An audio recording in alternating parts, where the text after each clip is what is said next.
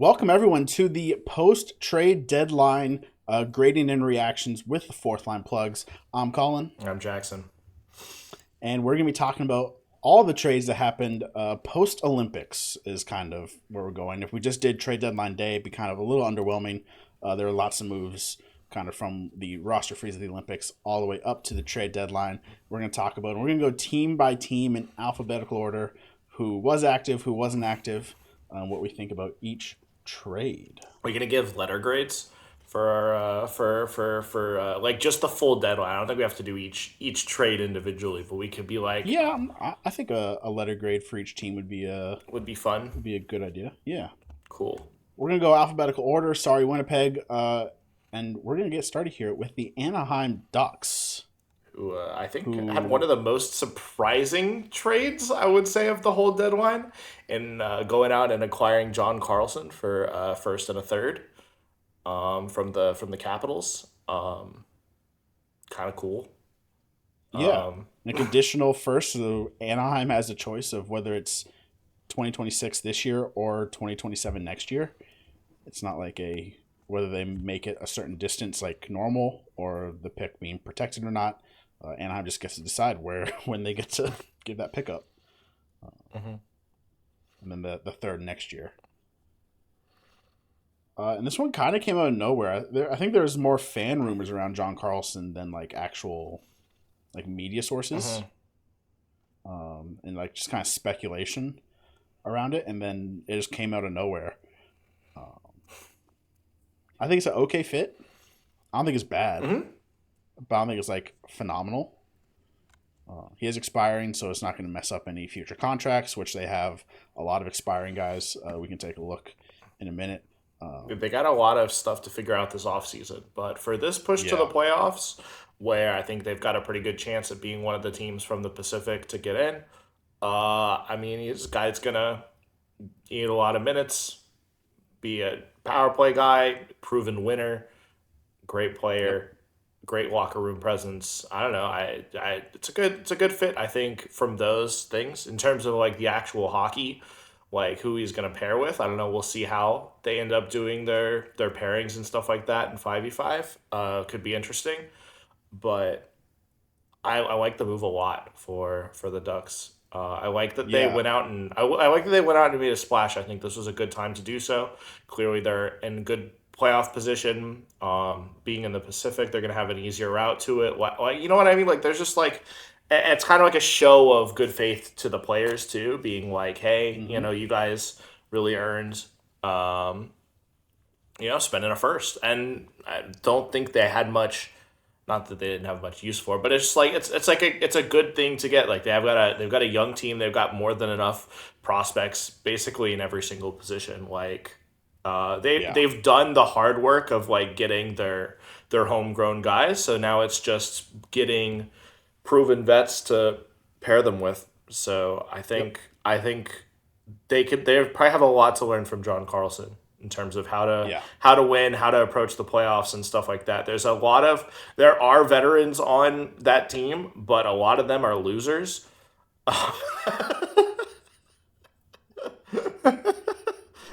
Not like as people, maybe as people, I don't know, as people, but just as NHL players, like, I don't know. Yeah, Trouba, Kreider. Yeah. Troy Terry. Not Radko Gudas, but yeah. So I think that was a good move. And then a questionable one, I don't think like itself is a question, but I think surrounding moves. They cap dumped Ryan Strome to the Flames, who is making $5 million for this year and next, and did really fallen down the depth chart. They cap dumped him for a future 7th, and I thought this was going to kind of enable something, and it might enable something this summer, make things easier. But I mean, I figure you keep the guy for a playoff run and then dump him this summer. So I thought with them dumping him at the deadline, it meant that they were going to do something else at the deadline. And they ended up not. So it was Calgary. Not bad, it was but Calgary it's that did something. Needed the center minutes. Yeah, and I guess they needed the money to hit the floor, maybe. But yeah, that was interesting. Pretty much locks in like maybe like a Granlund as being their 3C once he's off the injured list. I don't know. They've got an interesting bit of depth. I think this is a team that is really good top two lines, and then Yeah. has just like some guys towards the bottom. So, yeah. And like we said, Carter Gauthier is going to be an expensive free agent. Yep. So Strome's money is going to go there. Leo Carlson, another one that's going to be expensive. His money's going there. Yep. Are they going to keep more Minchikov and Zellweger? Yep. Those are going to be decisions to be made. One of them is going to get. They're all going to get a pay raise if they keep them. Probably not significant, but and Lacombe's big extension kicks in next year as well too. Yes. So getting paid like the 1C that he is. So yeah, and like this whole blue line's expiring, so even if they don't keep all these guys, they're going to have to bring somebody in on this blue line. So yeah, I do see the value of moving on from Strome. I don't know. I figured they would do it in the summer and just keep them for the playoff run to be in your bottom six. Yeah. And then also not a trade, but they did extend Paling today. Gave him a nice little almost $2 million bump, and he's been really nice for them. So yeah, I'd say B plus. Yeah, that was exactly what I was thinking. It's impactful enough to be an A. Yeah, but they just good. Yeah, it's trending in a positive direction. I don't think it's going to move the needle to make them like contenders or anything.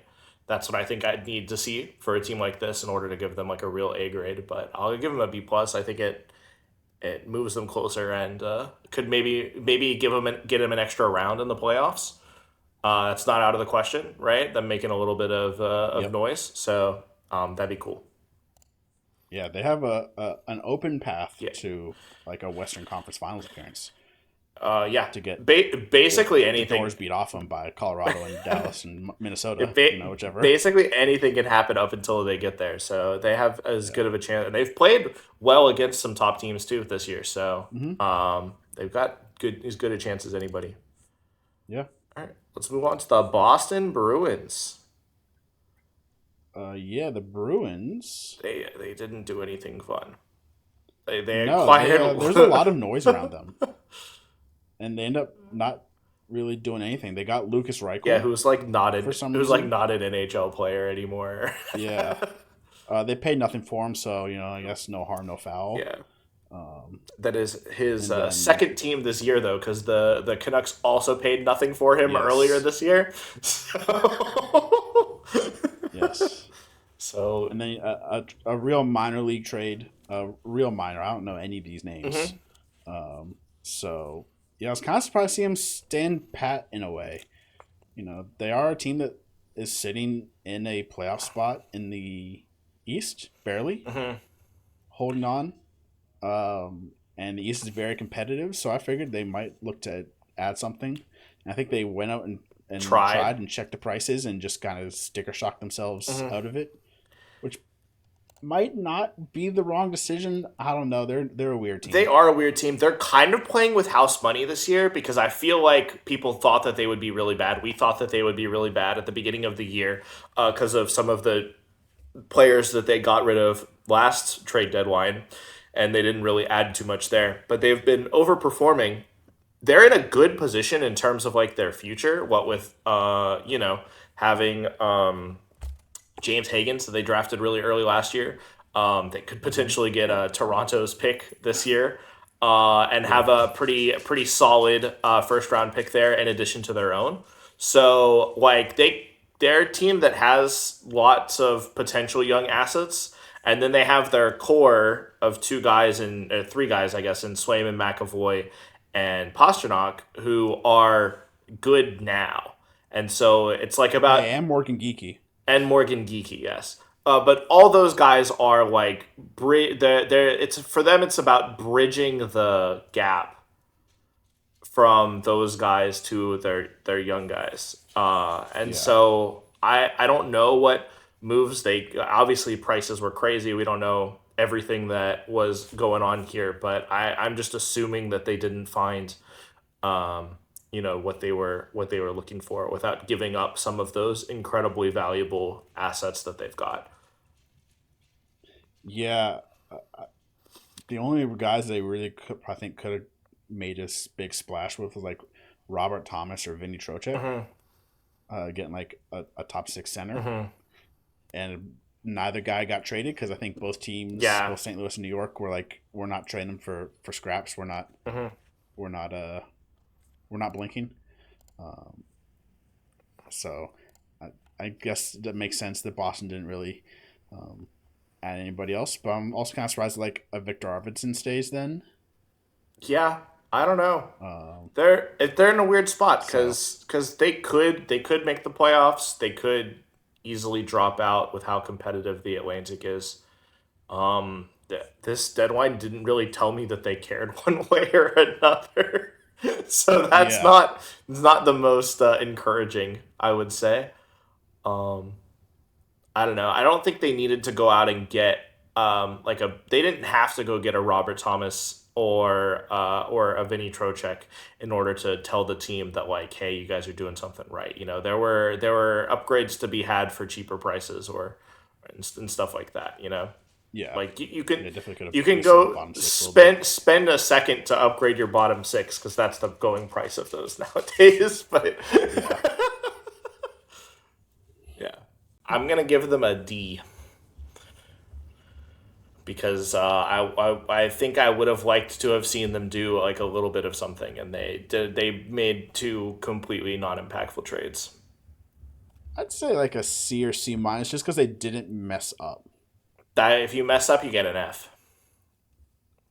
I mean, yes, but I'll like a give team like I'll Boston, give like them if a. you spend multiple That's true. firsts on Trocheck, is like, are you No, you're right. really You're right. going to do anything more in the playoffs? And then you threw away your We're future giving that them credit for you're going to not build towards. falling into the Rangers trap of putting Trocheck on the market. I'll give them a D plus, Colin.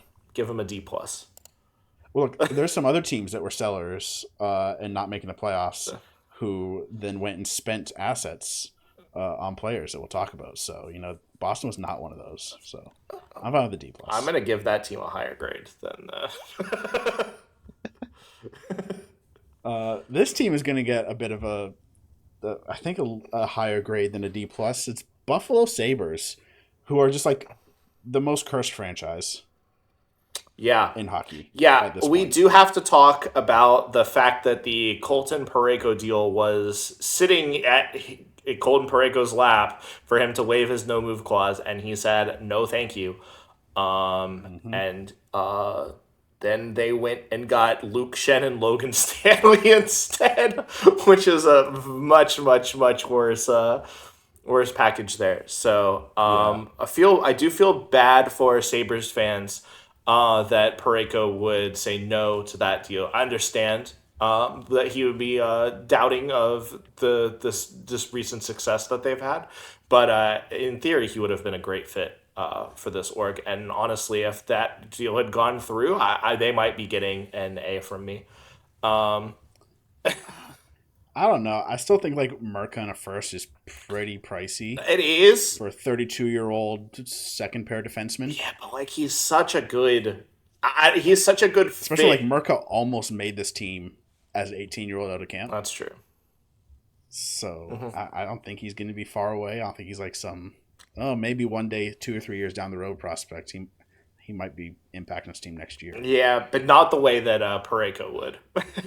No, not next year. Yeah, it'll be a few But years for that. So, yeah, yeah. interesting. I do think they overpaid for Shen and Stanley. I think that's. Oh, I massively. don't think that's a great package. Giving up an interesting guy. I guess Rosen didn't really have a spot on the Sabres. He's just got too many guys in ahead of him on the depth chart Yeah. and stuff like that because they do have a lot of young forwards. But I mean, he's a very interesting prospect, I would say. And then a second and a fourth. That's just a lot.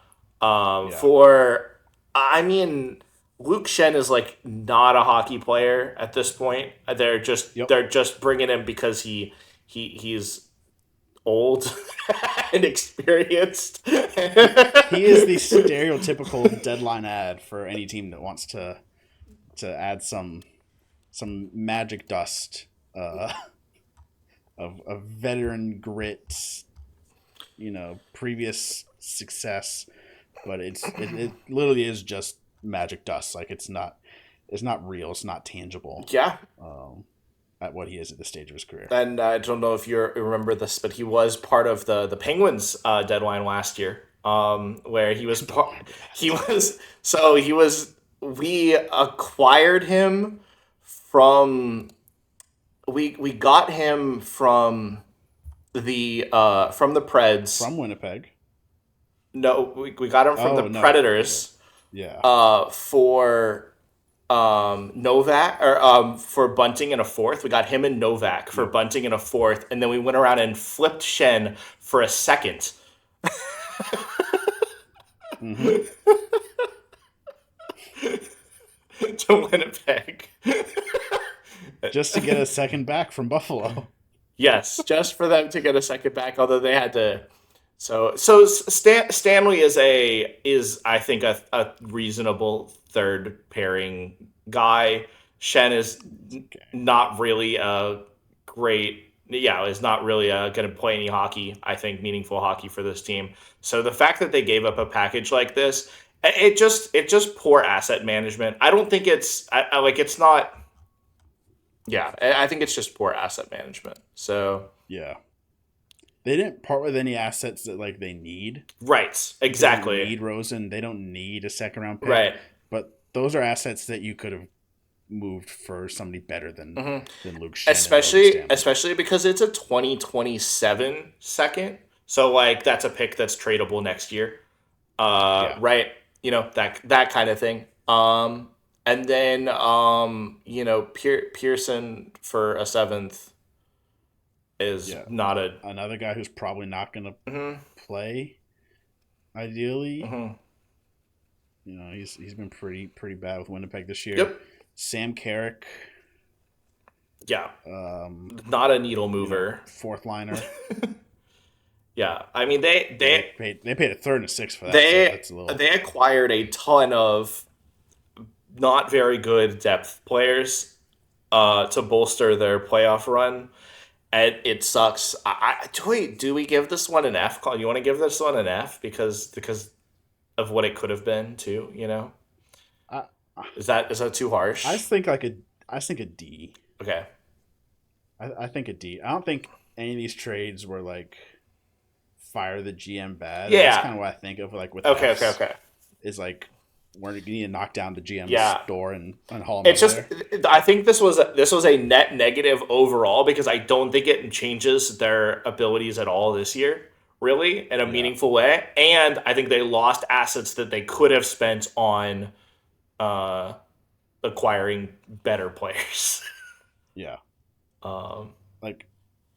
It wouldn't shock me if 3 of these 4 guys don't play in the playoffs.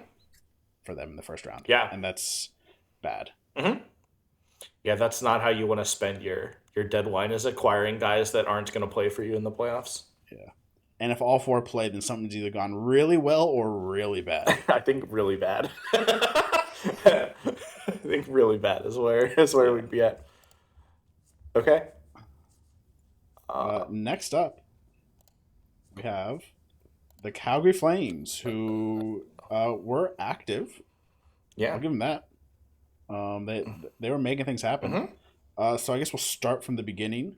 Yeah, March 4th, so 2 days ago, they traded off Mackenzie Weegar for a nice little package here. Yeah, Oli Mata, Jonathan Castagna, I apologize, and then 3 2026 seconds, including the Rangers. Yeah, that's going to be a pretty solid second for him. So this is a good package, good return for Weegar. I think you wish that there was a first involved, but you're pretty happy with 3 seconds. That's a lot of potential picks, just shots in the dark in a good spot. So I think even if you didn't want to just go shots in the dark, I mean you could package these up to move up to get another first. You could easily get a late first or mid to late first for a couple seconds.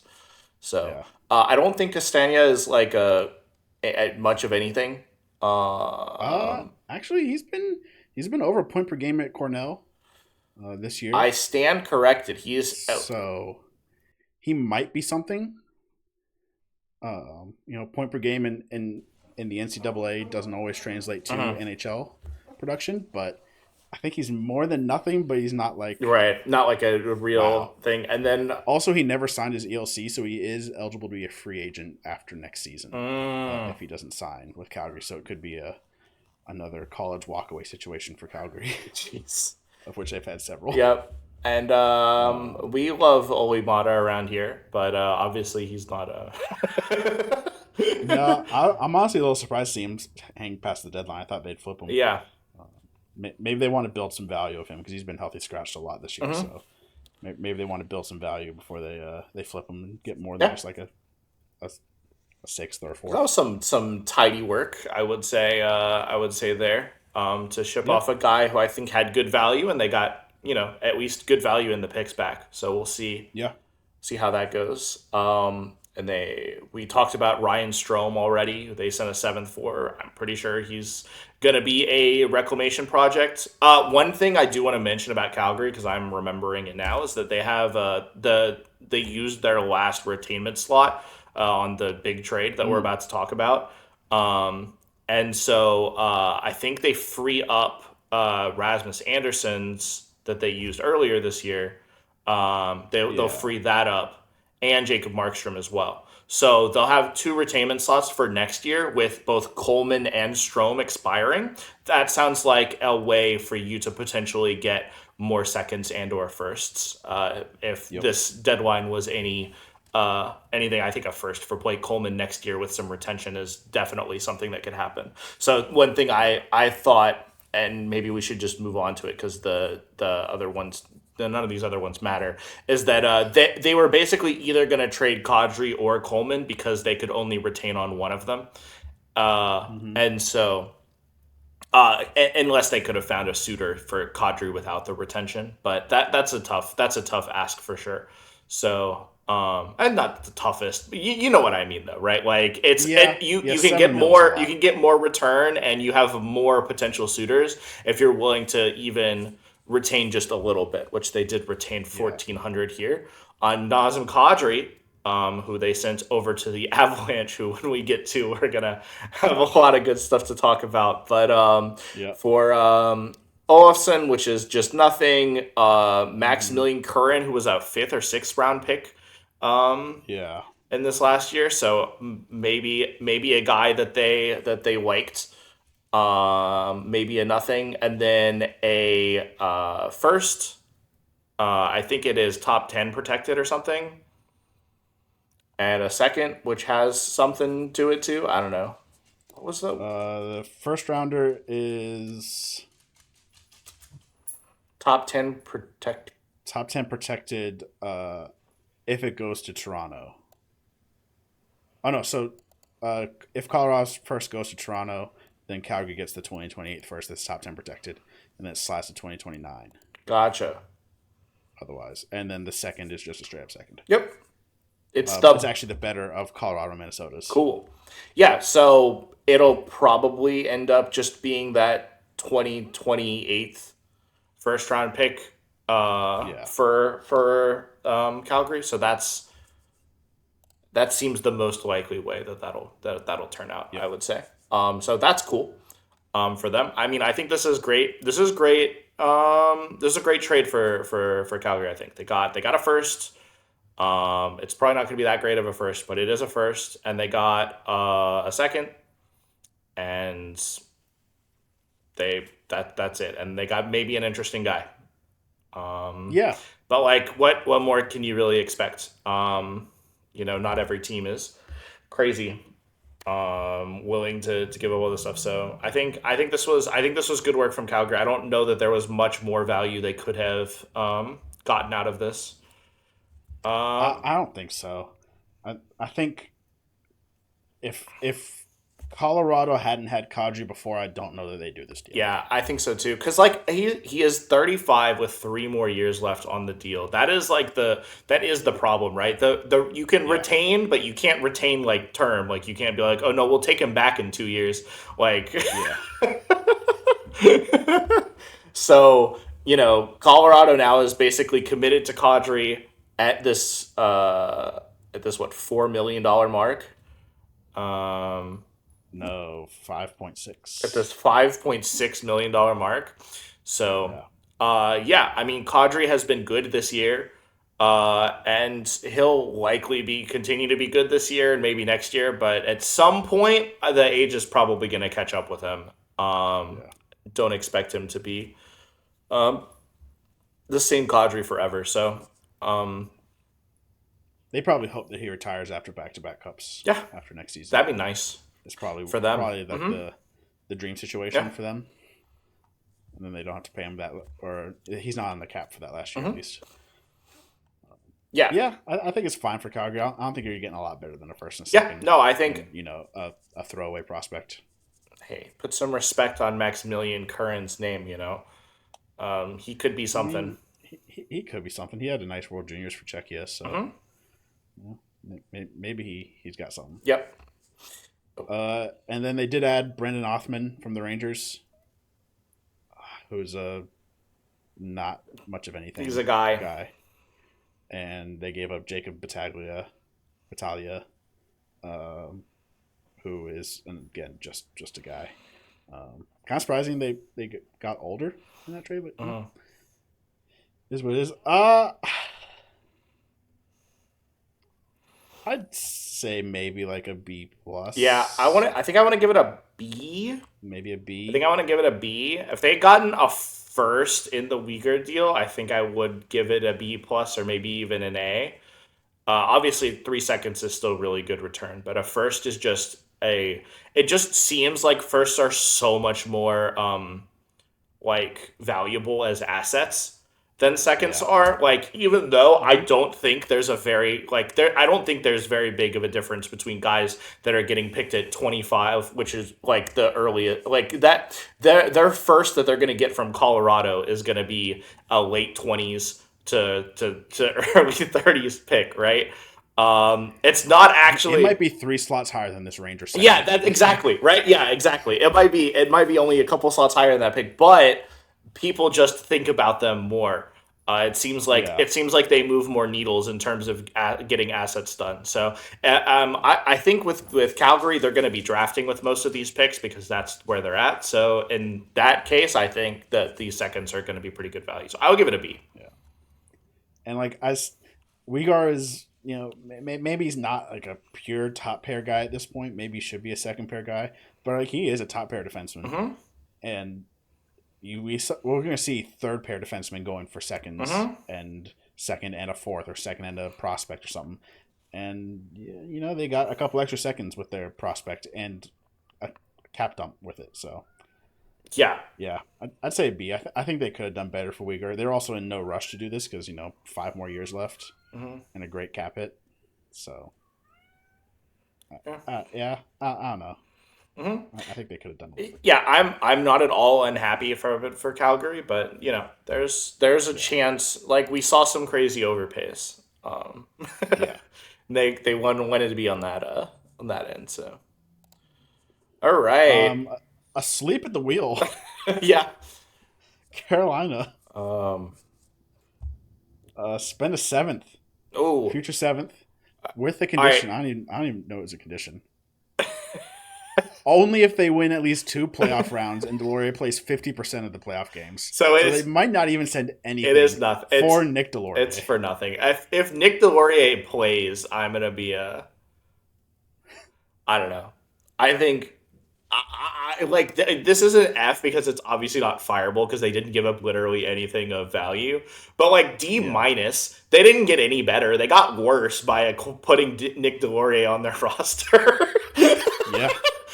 Nick Delorier, they had a super deep forward group. So where is he going to slot in? Well, I don't think he's gonna. I think he's literally just there to fight people because they don't have anyone to fight people. He's there for the revenge playoff game after. No, I don't even. Somebody takes some liberties. I don't even think that. I think they're just gonna send him at Florida and he's gonna fight him. Even though Florida doesn't even matter anymore, they're just gonna. You know what I don't know. I just think. I think that leads more to the point. Florida's not in this playoff picture. I know. They're not going to be in the playoffs. This is your year to go. Oh, for sure. And you still This are is the year to running go all in. Logan Stankoven as your 2C. They're sitting on maybe the most cap space and assets of any of the teams that are like I would say contenders. Trying. Like that are contenders, right? Like that could legitimately win a cup. I think Carolina has the most cap space. They have extra firsts that they acquired from the Stars. Like, what are we doing? I mean, they have all their picks next year except for the one they sent for Delorier. And they have a Stars third. Yeah. Right. It's like they have all their future. They have $38.5 million of cap space at this deadline. Mm-hmm. Yeah, and they're healthy, right? Like this is the time to go for it. Like this is not a perfect. Put some chips in. This is not a perfect roster by any means. There's a lot of places that they could have improved. Yeah, especially up front. Yes. I mean, I like this blue line's pretty close to perfect. Yeah, I think you don't need to upgrade but like you could do that. You could have acquired another potential backup. I know Brandon Bussi has been like really good for them, surprisingly. And then Freddie Anderson is a capable backup if he's healthy, but I wouldn't trust that or your potential. I don't know, like that. Chekhov, yeah, I don't know. There's potential there for you to have gotten something, and then I think up front you could have easily they could have made some of the moves that some of these other teams did. And I would have liked it a lot more for them. Like, we'll talk about the Islanders when we get there, but like, that Colorado, yeah. I mean, I don't know that Kadri is the answer for them, but Kadri would make this team a lot better this year, like a lot better this year, right? So, D minus. Sleep at the wheel. Honestly, crazy. They're still in whiplash from last year's trade deadline, so they're scared to acquire anybody because they might ask out a couple days later. Yep. So you gotta do it on deadline day. Then they can't ask out until the summer. Yeah, that's so true. Uh-huh. Okay. Next up, Chicago. Yeah. Who was a little bit busy. They were hanging out with the Oilers a whole lot, so yeah. This is I always see like rumors of teams like circling back around. I'm like, no, that's not going to happen. Why would they do that? Yeah. Like, they clearly talked about everything they needed to talk about in the first trade. This is what happened. And then this proves me wrong. Mm-hmm. So, started earlier this week with acquiring sending away Connor Murphy to Edmonton and returning 50% for a 2028 second. Yep, and that's an expiring, so the retention doesn't matter that much. So I think that was great from them. They got a second for a reasonable defenseman. Yeah, and a post McDavid's contract expiring second, so that could be true. A nice second if McDavid does leave. There is like a crazy timeline where that's a really good pick. So yeah. And then the other piece of work that they did, I think, like Dickinson is a good bottom six center, but also taking on the Mangiapane cap dump, who has been a disaster class for Edmonton this year, and they got a conditional first out of that. Yeah. So that's pretty awesome for them, I would say. I think that was some tiny piece of work. Mangiapane is only there for another year after this one. He's whatever, and Dickinson wasn't going to get. They could stuff him in the minors, they don't care. Exactly, they totally could. Dickinson probably wasn't going to re-sign anyways. Not part of this team's future, their timeline. So, and he's been solid for it. I think. And then Colton Dock, not probably a part of this team's future. Yeah. There's just. He could be a guy in the NHL, but they have a lot of forward prospects. They have guys that are gonna be more guy than Colton Dock's gonna be a guy.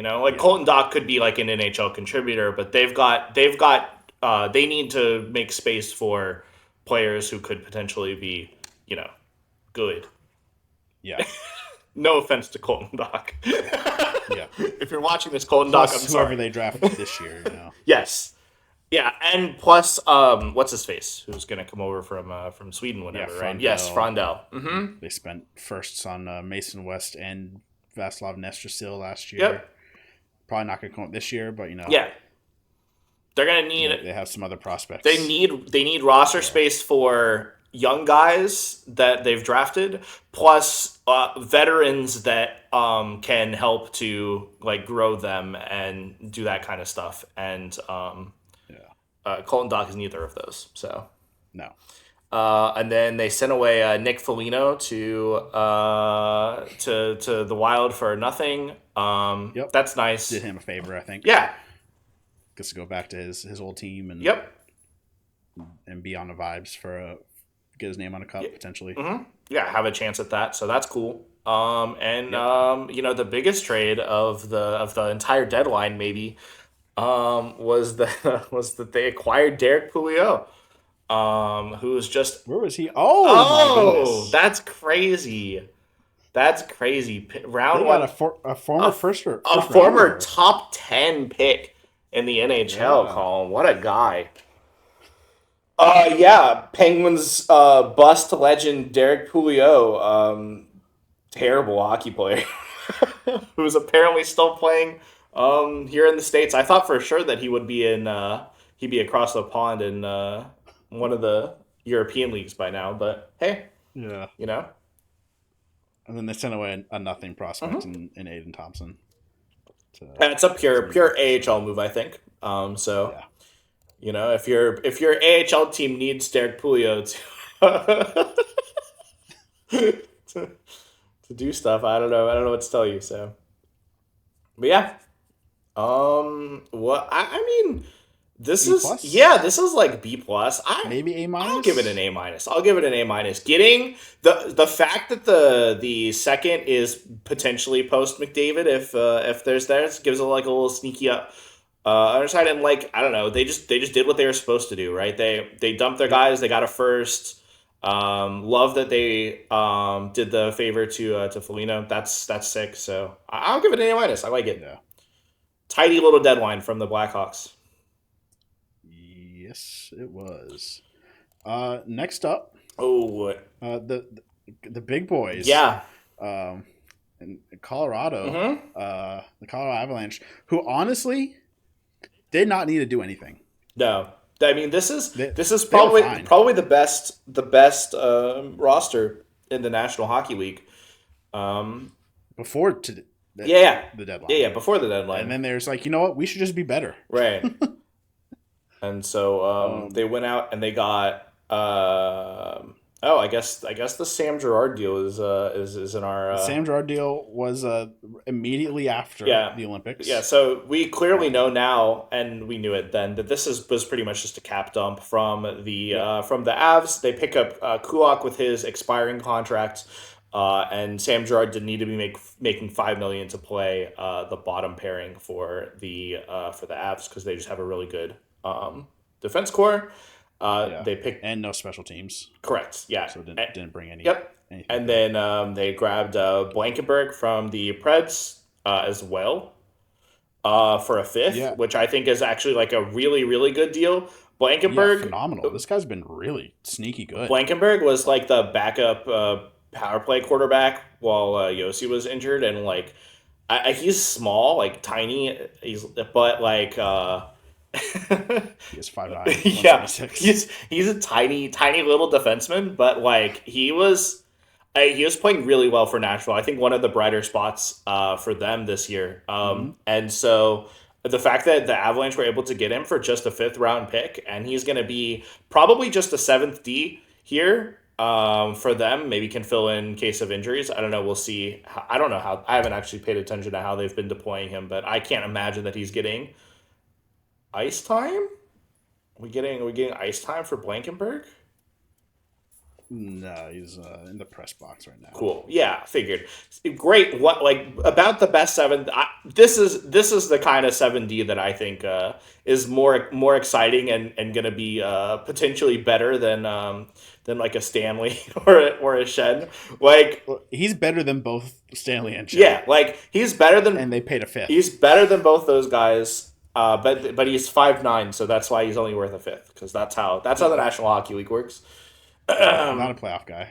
Not a playoff guy. I think he could definitely be a playoff guy, and if like Brett Burns goes down with like some kind of injury or something like that, like I think you'd be pretty okay with Blankenberg stepping in for how well he's played this year. So that was an awesome little acquisition from them, and then the big ones, they sent out a conditional first and a fifth for Nick Raw from the Leafs. So I think they went out and got. I think the one thing you could have pointed out before the deadline was that they were a little bit thin at center, with Drury being their 3C, and then them not really having a 4C. That I think was not like a super duper problem, but like, something where you could have seen them go out and pick up a 4C. And you would have been like, okay, cool. Mm-hmm. They've shored up that potential weakness and the thing. But instead, they're like, no, we'll actually move Drury to potentially being the 4C, because I think Raw is about as good as Drury. I think they're pretty comparable. So you've got like a little bit of 1A, 1B, I guess 3A, 3B C's going on there. But then that wasn't enough, because they also went and got Kadri. So now those guys are actually 4C, and one of them is moving to the wing, I guess. Or maybe Nick Waugh has played a lot of wing for the Leafs this year, in their infinite line blender that they've been running since July. So I assume he's going to be one that moves to the wing, but maybe it's Kadri at this stage of his career. I don't know, but I think you're obviously nothing short of ecstatic for that to be your center depth. I mean, they legitimately have, I think, 5 centers that could be 3Cs on playoff teams. Yeah. Right? Like, they have 5 centers that could be 3Cs on playoff teams, and that's pretty incredible for them. So, yeah, I mean, they spent assets, obviously, to get it. We talked about the Calgary trade earlier, where they sent out that conditional first, and we also alluded there that there's the conditional first for the Leafs that's just top 10 protected. Yep. And then the Calgary one is dependent on that. So, yeah, I mean, this is... They sent out 2 firsts, 2 seconds. Mm-hmm. Yeah. 2 fifths. And this entire forward group that they've got is all under contract next year too. So they've got this year with this. Well, other than Jack Drury. Sure. Who is an RFA though? So he is. But yeah, so like there's just a lot that they've got there. They've got a great team for this year, where I think everyone had them as favorites. Basically going into this trade deadline, and I think now they're even stronger favorites, I would say. Obviously anyone can win, but if I'm picking one, it's obviously going to be this Avalanche team who just got. Yeah. I think they got the strongest, like, relatively, of all the teams too. Like, because none of the other crazy moves that were talked about actually ended up going through. They ended up. I think they were the only team to spend 2 firsts. As if I am remembering correctly. Could be correct. I think everyone else only spent 1, if they spent any first at all. Mm-hmm. So, obviously they paid for it, but the player return was great. This is the right time for them to do that, and I think it also gives them a good shot at next year too. So it wasn't even just like they went out and paid 2 firsts for 2 rentals. Like, both of the guys that they acquired with their firsts are going to be on the roster next year. And that's great for them. So I think this is an A for me. I Oh yeah, Mm-hmm. yeah. I think definitely an Mm-hmm. A. Yeah, Mm-hmm. and like the other nice thing is like Nick Waugh does expire after next year, which Mm-hmm. is when Cale Makar expires. So Yep. if they need to cut costs, they could cut Waugh, um, Yeah. and save some I money. do think that is going to be when they're going to have to do a little bit of a retool when they have Yeah, to sign that Makar contract. But I mean, for the next 2 years, I think we're all just going to sit here and be terrified of the menace coming out of the Central. So, yeah. And I mean, next year they're going to spend again yeah. because last year they rebuilt their goaltending. This year they rebuilt their bottom six Hmm. centers. Like Yeah. next year they're going to rebuild their something. Yeah, I don't know. They're a team that has consistently shown willingness to make moves, and I think it has usually I think it'll pay off here. So, Yeah. all right. Um, Next up, Columbus, yeah. who I'm surprised didn't do more in a way. Yeah. I mean, they Um, did pick up, I think, one of the better wingers that was available. I yeah, like Connor Garland's game a lot. So them picking him up is great. He had a good start to the season. I think has been a little less good lately, as the team has been a complete disaster yeah, class. So hard to yeah. blame him there. And they gave up a second and a third for him, which seems like a Hmm. pretty reasonable trade, I would say, compared to some of the other ones. I mean, this is a guy. Connor Garland is just a great middle six winger. I think he could slot in pretty effectively there. I think he's a good build for the playoffs. I mean, he's small, but he doesn't play small, Yeah. and so that's I think great. So yeah, I mean, this is a B, I would say, just because Yeah, I think they got a great player, and I just they're a weird team. they are because they could make the playoffs still. Hmm. It's not super likely because they have to make up ground, Yeah. but they've also been like red hot Hmm. for the past 2 months. Yeah. And you look at a team like Boston, who was asleep at the wheel Hmm. completely. You know, I think it's theoretically plausible Hmm. that Columbus could jump a team like Boston, Yeah. No, I especially if absolutely. Boston slips off, or a team we're about to talk about who is also kind of asleep at the wheel slides out. Then Hmm. you know, Right, or a team that lost its best center during the Olympics and then lost its best remaining player due to imitating a samurai. yeah. I mean, You like know? there are spots Yes. available in the East. Yeah. They're competitive spots. Hmm. It's not Right, like but Anaheim with the they did Pacific. add But here to a team that was already yeah, surging. So I think that's great for them. yeah. Hmm.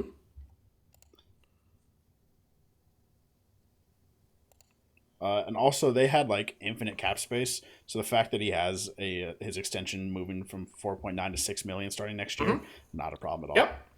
They had they have 40 million, and that's with him added, so Yep. they had tons of space. Next up, Dallas, who not as flashy as Colorado, but like Really good deadline for them, I think. yeah, I think still a really strong deadline for for what they had to work with. Yeah. So Dallas is in an interesting position cap wise where they can't, or I'm just gonna say this, but they did acquire not just a rental, but they can't really acquire anything other than rentals because they have Jason Robertson who needs a contract next year and he's gonna get a substantial pay Yes. raise along with some other, like, they've got a lot of other big contracts on the books. They've got that Thomas Harley deal that kicks in next year, which is big. Plus, they had the Rantanen deal and stuff like that. And then Sagan is the big one, who is 9.5 million against the books, but he's been injured. He's injured this year. So that's why they have the space now. But next year he won't be injured, presumably, and so that at least for some amount of time, they have At to be least to cap start the compliant. season. Yes, they have to Yeah. be cap compliant at some point with Sagan on the books. So that's pretty tough for them. So they didn't have a lot that they could do. They're a little hamstrung by money here, but they went out and they got Tyler Myers for a second and a fourth, and he's retained. So he's the one that is has one more year left, but he's only going to be 1.5 for that year. Yeah. Which is a fantastic deal for a guy that can be your second pairing right defenseman in a pinch, but a little bit better on the third pairing. But like he fits right into this, the depth of this this blue line, because they needed another like really solid right defenseman. I think Tyler Myers is going to be great for them.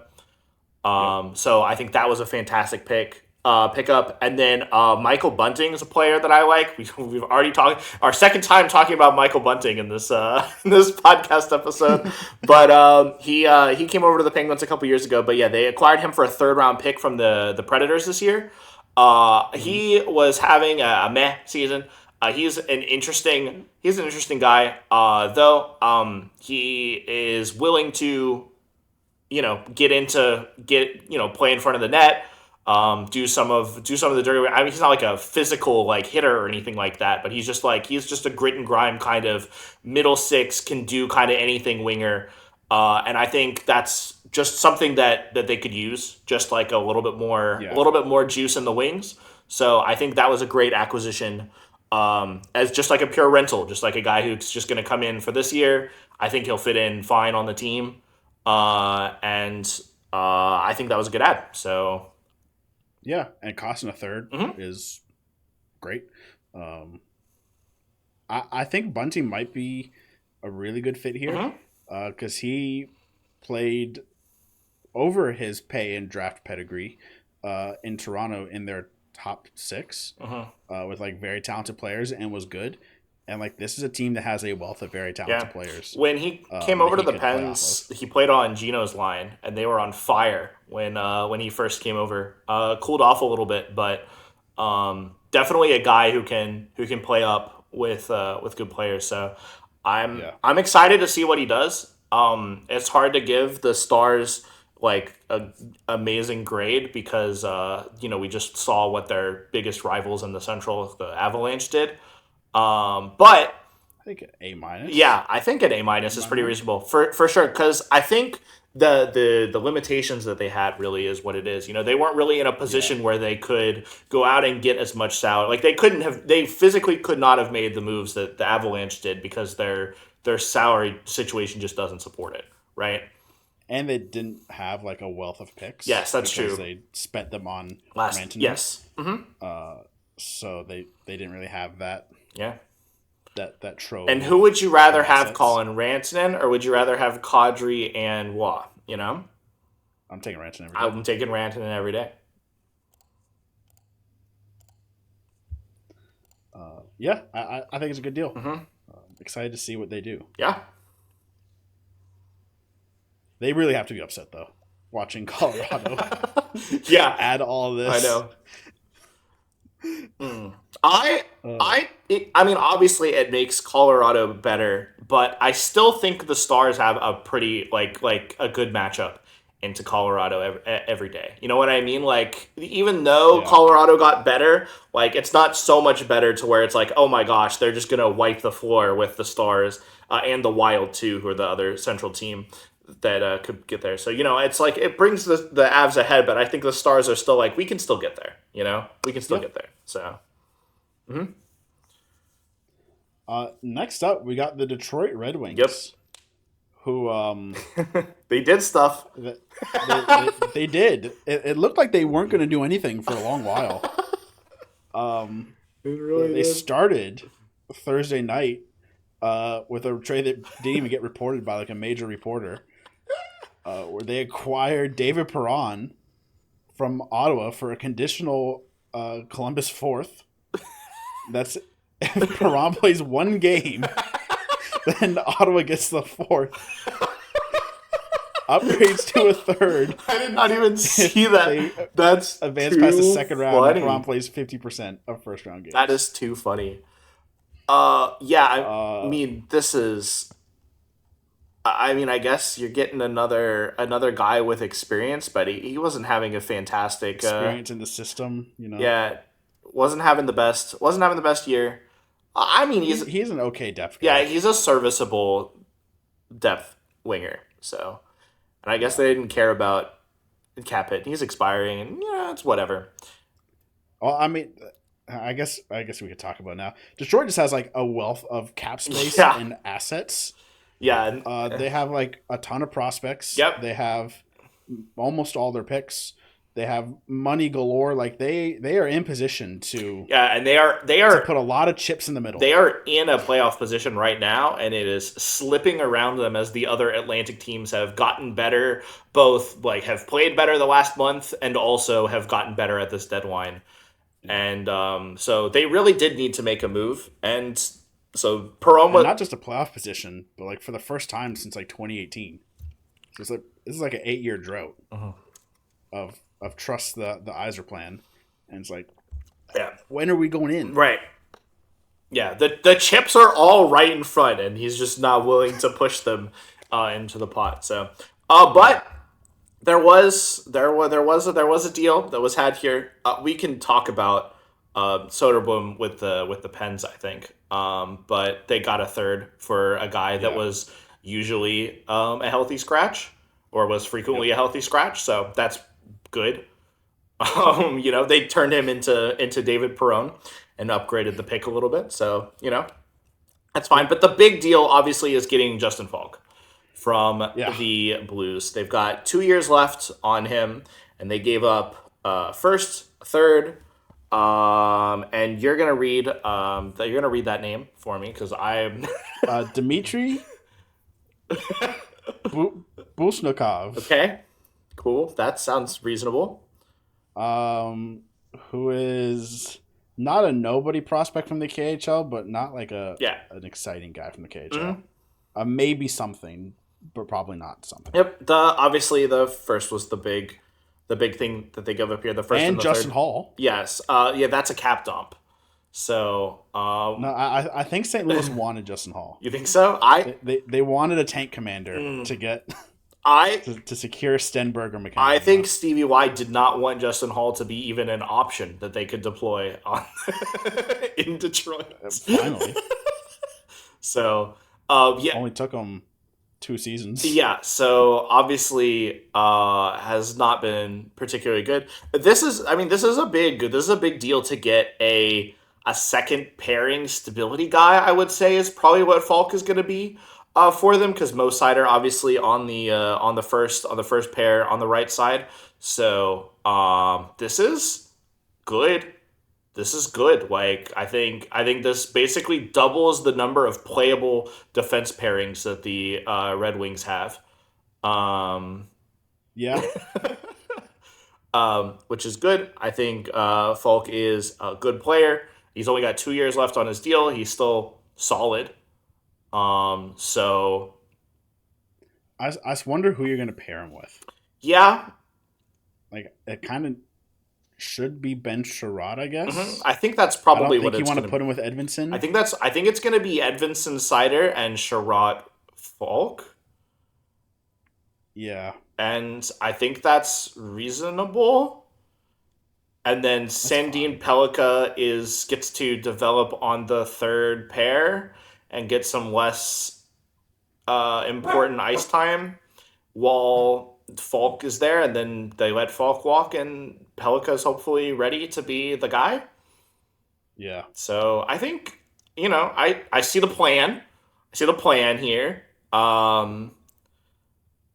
This is, I don't know. Falk is a good player. I think he's going to be a guy that's going to play well for him and help them out a little bit. I don't know that he's like a giant needle mover in terms of where I think.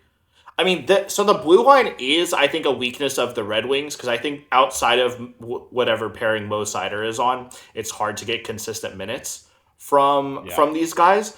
But also, I think they have other weaknesses too that could have been addressed here. Like it's not like they're like, oh, we're perfect everywhere except for like. No, like they're still basically using the fact that John Gibson's had a little resurgence in the last thing, and who knows how long that's gonna last. Not the most reliable. Could have found a goalie, backup goalie at least. That you feel better about. Could have found a better 2C than Andrew Kopp. Yeah. You know, like I don't know. There's just like there's good things for sure in this forward group, but like you look down the middle and you definitely see the lack of like stuff there. And then like, are they really playing Michael Rasmussen on the first line?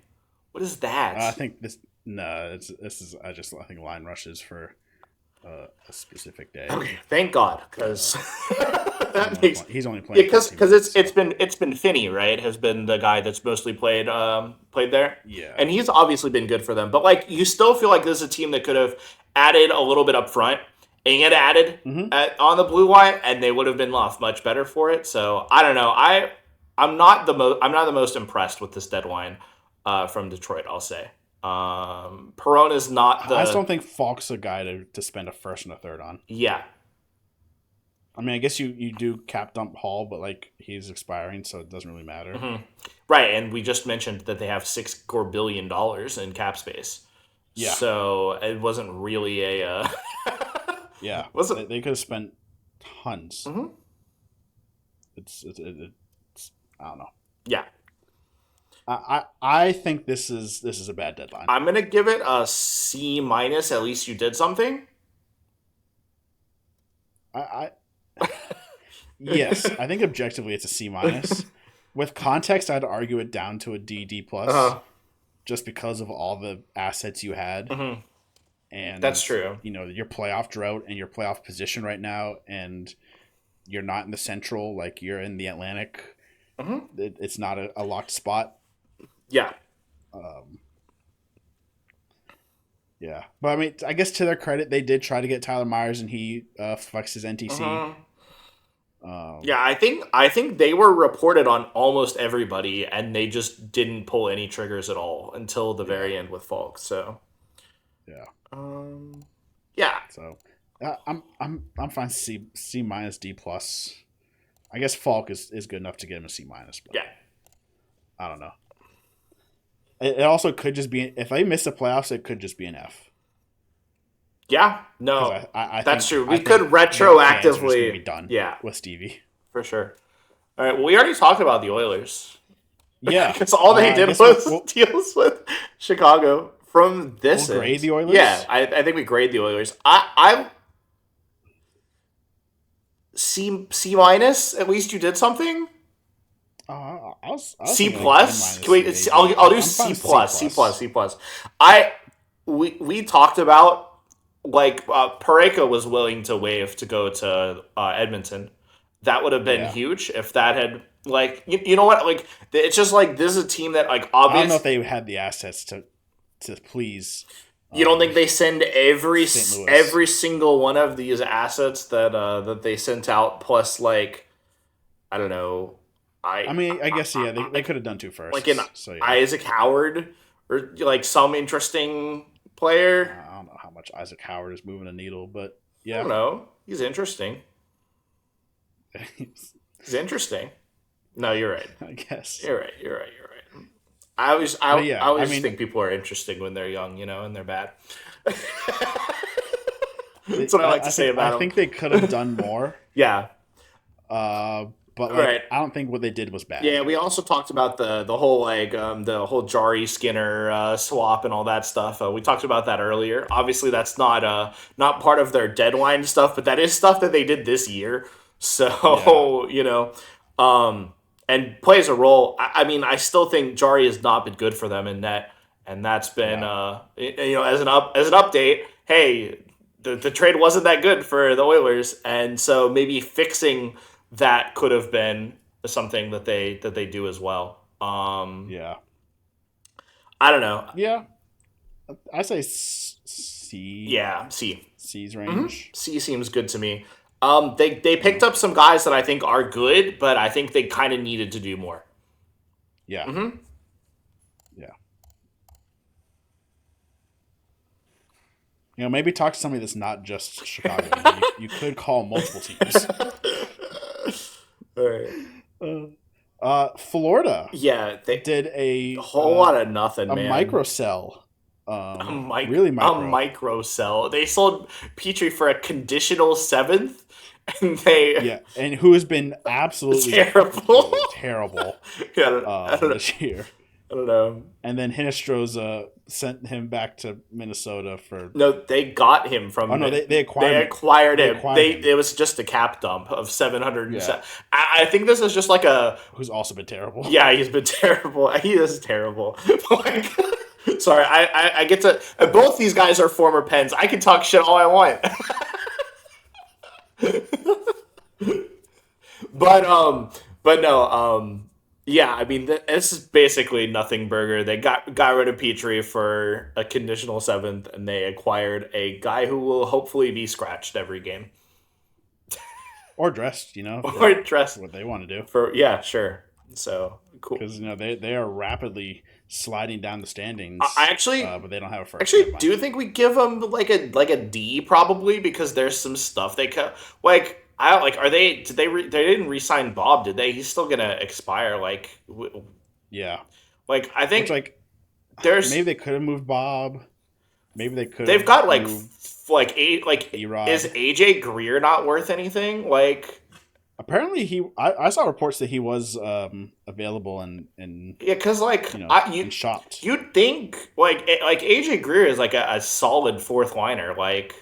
You'd think that kind of player would be worth something. Yeah, he's a good fourth line guy. He's certainly not worth anything to the Panthers this year.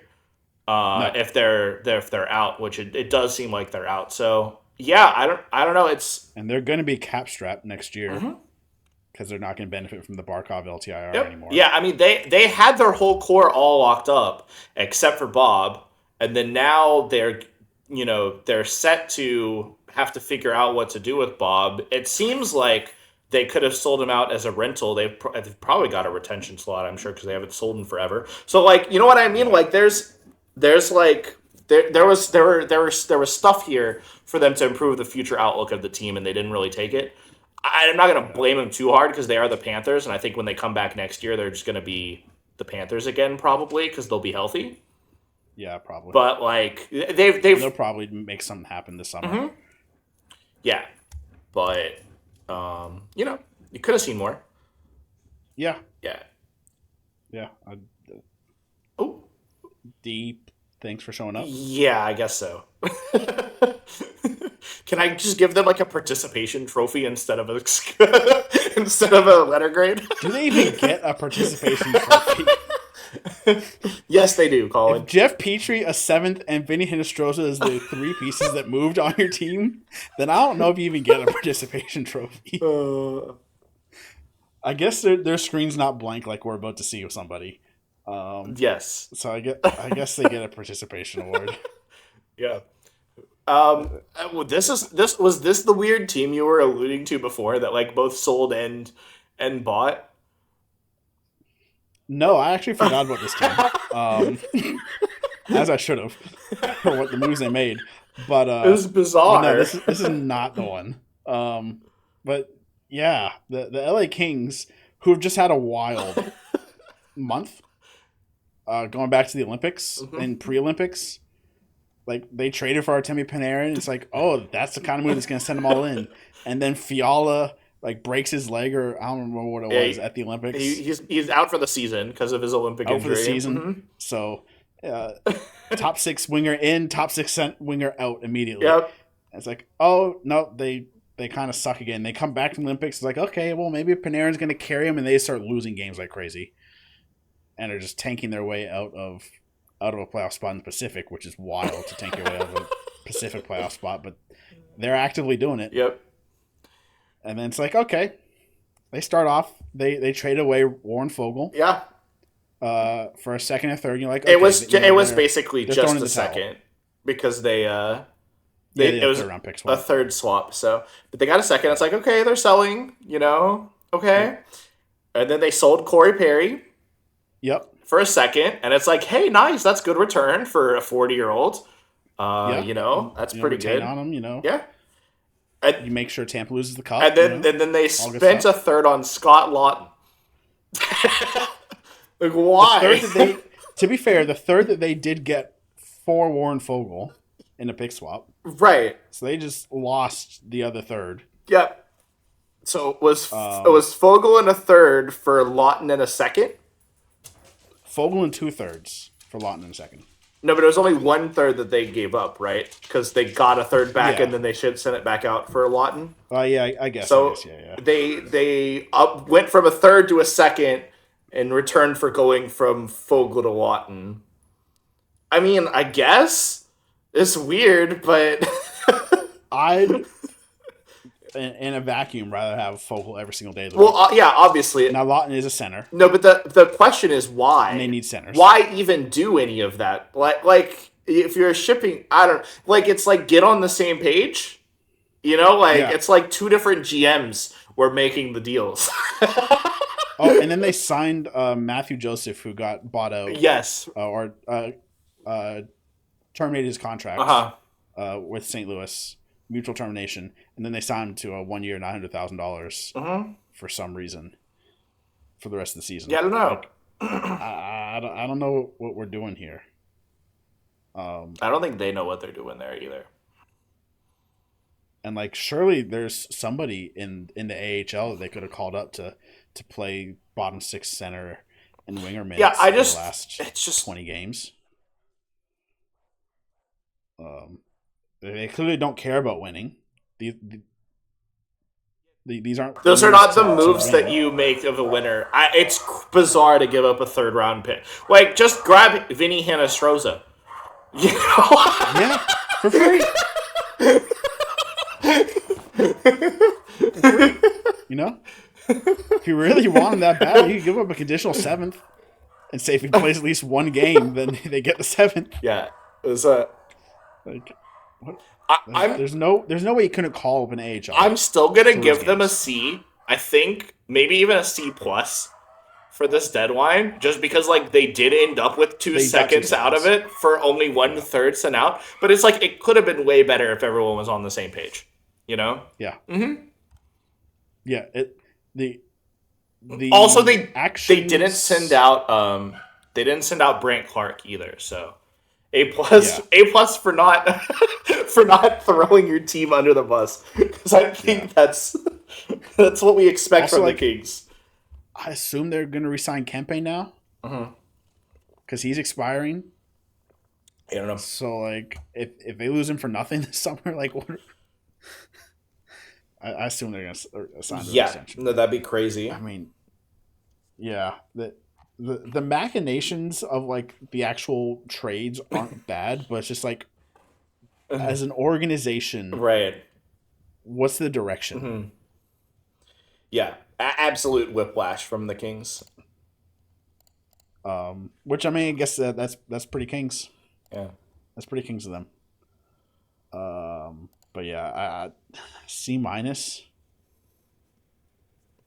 Maybe a C because they got 2 seconds. Mm-hmm. I don't know. It really weird one.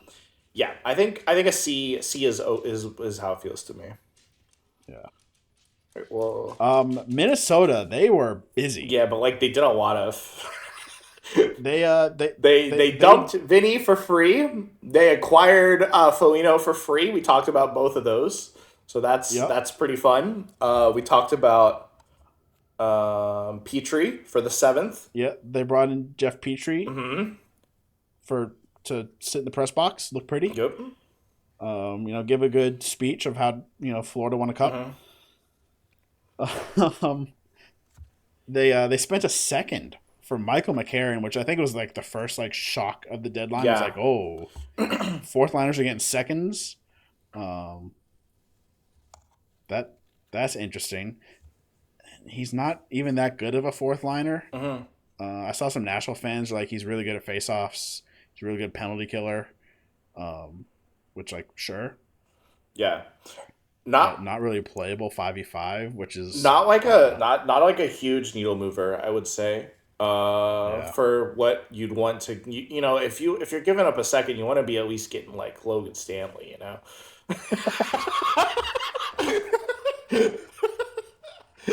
Actually, I might like Michael McCarron more than Logan Stanley. I like Michael McCarron more than Logan Stanley too. But you could get Logan Stanley and Luke Shen, Colin. You get two. It's a little 2 for 1. Yeah. Two players. Or no, you can spend a third and get Scott Laughton. Yeah, there's not much of a difference between Laughton and McCarron. I guess Laughton has a little more offensive upside, while McCarron is more of the defensive PKer kind of guy. And costs $2.5 million. I mean, Laughton's also a defensive PKer. Yeah, so he's definitely not offensive, but he also costs $2.5 million. He's got some upside, Colin. He's got some upside. He's got some. I don't know. He left the upside in Philly, I'll tell you that much. That's funny. Speaking of Philly, they made a couple moves. I really like this trade, actually. The Bobby Brink for David Jiricek trade. Yeah, love this for Minnesota. Yeah, basically, Jiricek is just not a guy you really want to be dealing with if you're a team that's good. Like, the Wild are good now. They don't need any help on their blue line. He's not even a prospect that potentially could. He's stalled out. I think a lot of people have given up on his development. So it's like, hey, let's just clear him out of here. We don't have to worry about him anymore. And instead, we just get like a good like middle six winger who's young. Yeah, he's an RFA, right? He's an RFA. Am I crazy? Yep, he's an RFA. So they can sign him this next year too. Like there's just tidy work. Honestly, I really like this. Yeah. For them. So yeah, I like Bobby Brink a lot. He's a little spark plug winger. Mm-hmm. Emphasis on the little, but also emphasis on the spark plug. Like he's a nice bottom six, energy guy that can score a little bit next to maybe some more responsible Michael McCarrons and whatnot. Yeah. No, I like that. I like that trade a lot. So, yeah, I'm a big fan of this for Minnesota. Mm-hmm. And then they sent earlier in the week Boris Kachuk to Philly for Roman Schmidt, who is a nobody defense prospect. So minor trade there. Mm-hmm. So, it's okay. It's okay. Maybe a B. Yeah. I'll give it a B. They could have done more. I think they were one of the people that for sure was in on Vincent Trocheck. I think they were. I think that was the big one. I think they were more in on Trocheck than they were on Robert Thomas, because I also think Trocheck is a little cheaper than Thomas. I hope at least that was what the market was. Jesus H. But unable to get the Trocheck deal done. Much to Bill Guerin's dismay, I'm sure. So yeah. And like the only asset they really spent was a 2028 second. Yeah.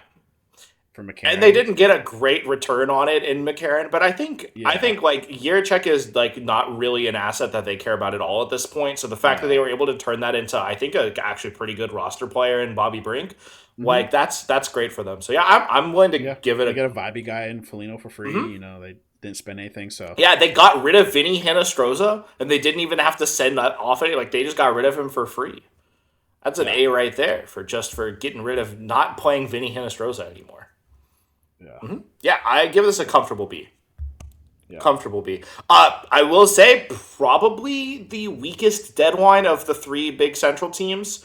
100%. Like the Stars did better, and obviously the Avalanche did a lot better. And I already think that the Wild were the worst of those three teams. So I don't really think they did a whole lot in terms of catching up to their thing. Still on track for that first round exit at the hands of the Stars, but obviously anything can happen in the playoffs. Yeah, I mean they have Quinn Hughes, which doesn't get added to the deadline, but it is something they acquired this year. Right, and I think that's a big reason why they weren't able to get the other stuff done, is because they used so many of their assets on the Quinn Hughes trade. I'm sure that the Quinn Hughes package was being cited as what St. Louis was looking for Robert Thomas. They're like, oh hey, we can just sell our 26-year-old star player for like a big return. Hey, the Canucks did that. Let's try that out. So that was, I think, what they were looking for. Yeah. And obviously, that didn't materialize. So, next up, you want to go quick? Yeah. F. Uh, do you get a grade if you don't show up? Okay, yeah, no participation trophy. I think DNF goes on report did not cards. finish. Yeah, DNF. Incomplete. Yeah. No, I mean, what the fuck were they doing? I don't know, every single other team in the Atlantic, except I guess Boston. But like basically every single other team in the Atlantic went out and tried to get impact guys. And I heard nothing about Montreal the entire time. And they didn't end up doing anything at all. And again, this is a year where they are, towards the top of the Atlantic and very much in a playoff spot. Very much don't have to deal with the Panthers. Very much the East is like completely open. Like I don't know. But also, they're in a difficult spot there. Tampa is soaring past them, and Buffalo is looking like they're soaring past them. They're phenomenal, so they're probably not catching both of them. And then they're battling with Detroit and but Boston, if you're the 3 seed, right? If you're the 3 seed, you get to face Buffalo in the playoffs. I would way rather face Buffalo in the playoffs, right? Yeah. To me, that's a big deal. I'm saying they might not even make playoffs. Oh yeah, for sure. I mean, the Senators have been surging as well lately too. I know they're a little bit far out of it, but they absolutely could come in there. So and then there's 4 teams in the Metro. Metro could take a wild card spot too. For sure. There's not even guaranteed 2 for the Atlantic like there has been in the past.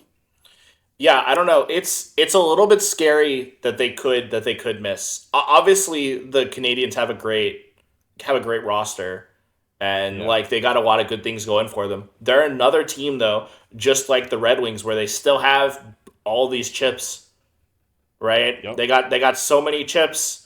Like, could the, I don't know about caps, I don't want to do math, but could the Canadiens have gone out and acquired? They're one of the few teams I think that could have matched what Robert Thomas would have demanded, right? Yeah. I don't think that makes their team better, but I'm just saying they're one of the teams that could put together a package to acquire basically any player that's available in the National Hockey League, right? Yeah.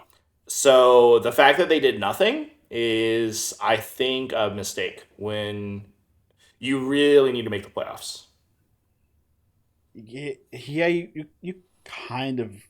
I don't think there's as much pressure on them to make the playoffs as like Buffalo and Detroit because they made last year. Yeah, but I like it's so disappointing for them to miss. Like, for their team. I don't think as much for their fans or for the expectation. I think for their team, right? Because the team, I think, has gotten better this year. Like, the players are playing better, like they seem more complete. And so if they were to miss this year after improving, I think that would be a big bump. Big disappointment for the players. So yeah. And they are unfortunately kind of cap strapped right now with Line. Yeah, but you can just dump that guy off. Like $1 million to work with, so you'd have to dump that off. So you have to spend extra assets, and it just seems like they didn't want to spend assets. I feel like that they didn't want to lose Michael Hage. The Line cap dump would not have been that difficult, I don't think. I don't think so. Like, it's 1 year. I know it's a lot, but there's so many teams that have money. You know what I mean? Like, it's whatever, Yeah. So yeah, DNF we could even argue an F with the context. Yeah. Of where they sit in the standings. Next up, Nashville, who we've pretty much covered. Between Dallas, Colorado, and Minnesota. We did not talk about Cole Smith, though. We did not talk about Cole Smith getting traded to Vegas for a second and Christian Sedoff, who is a nothing burger prospect. Yep.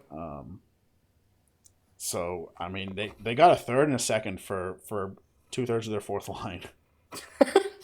Yeah. And it was not that spectacular of a fourth line. When you think about it like that, I was gonna be a little bit. I was not like harsh because I think that's still a positive deadline for them. But you look at some of the prices that some other people got, and it's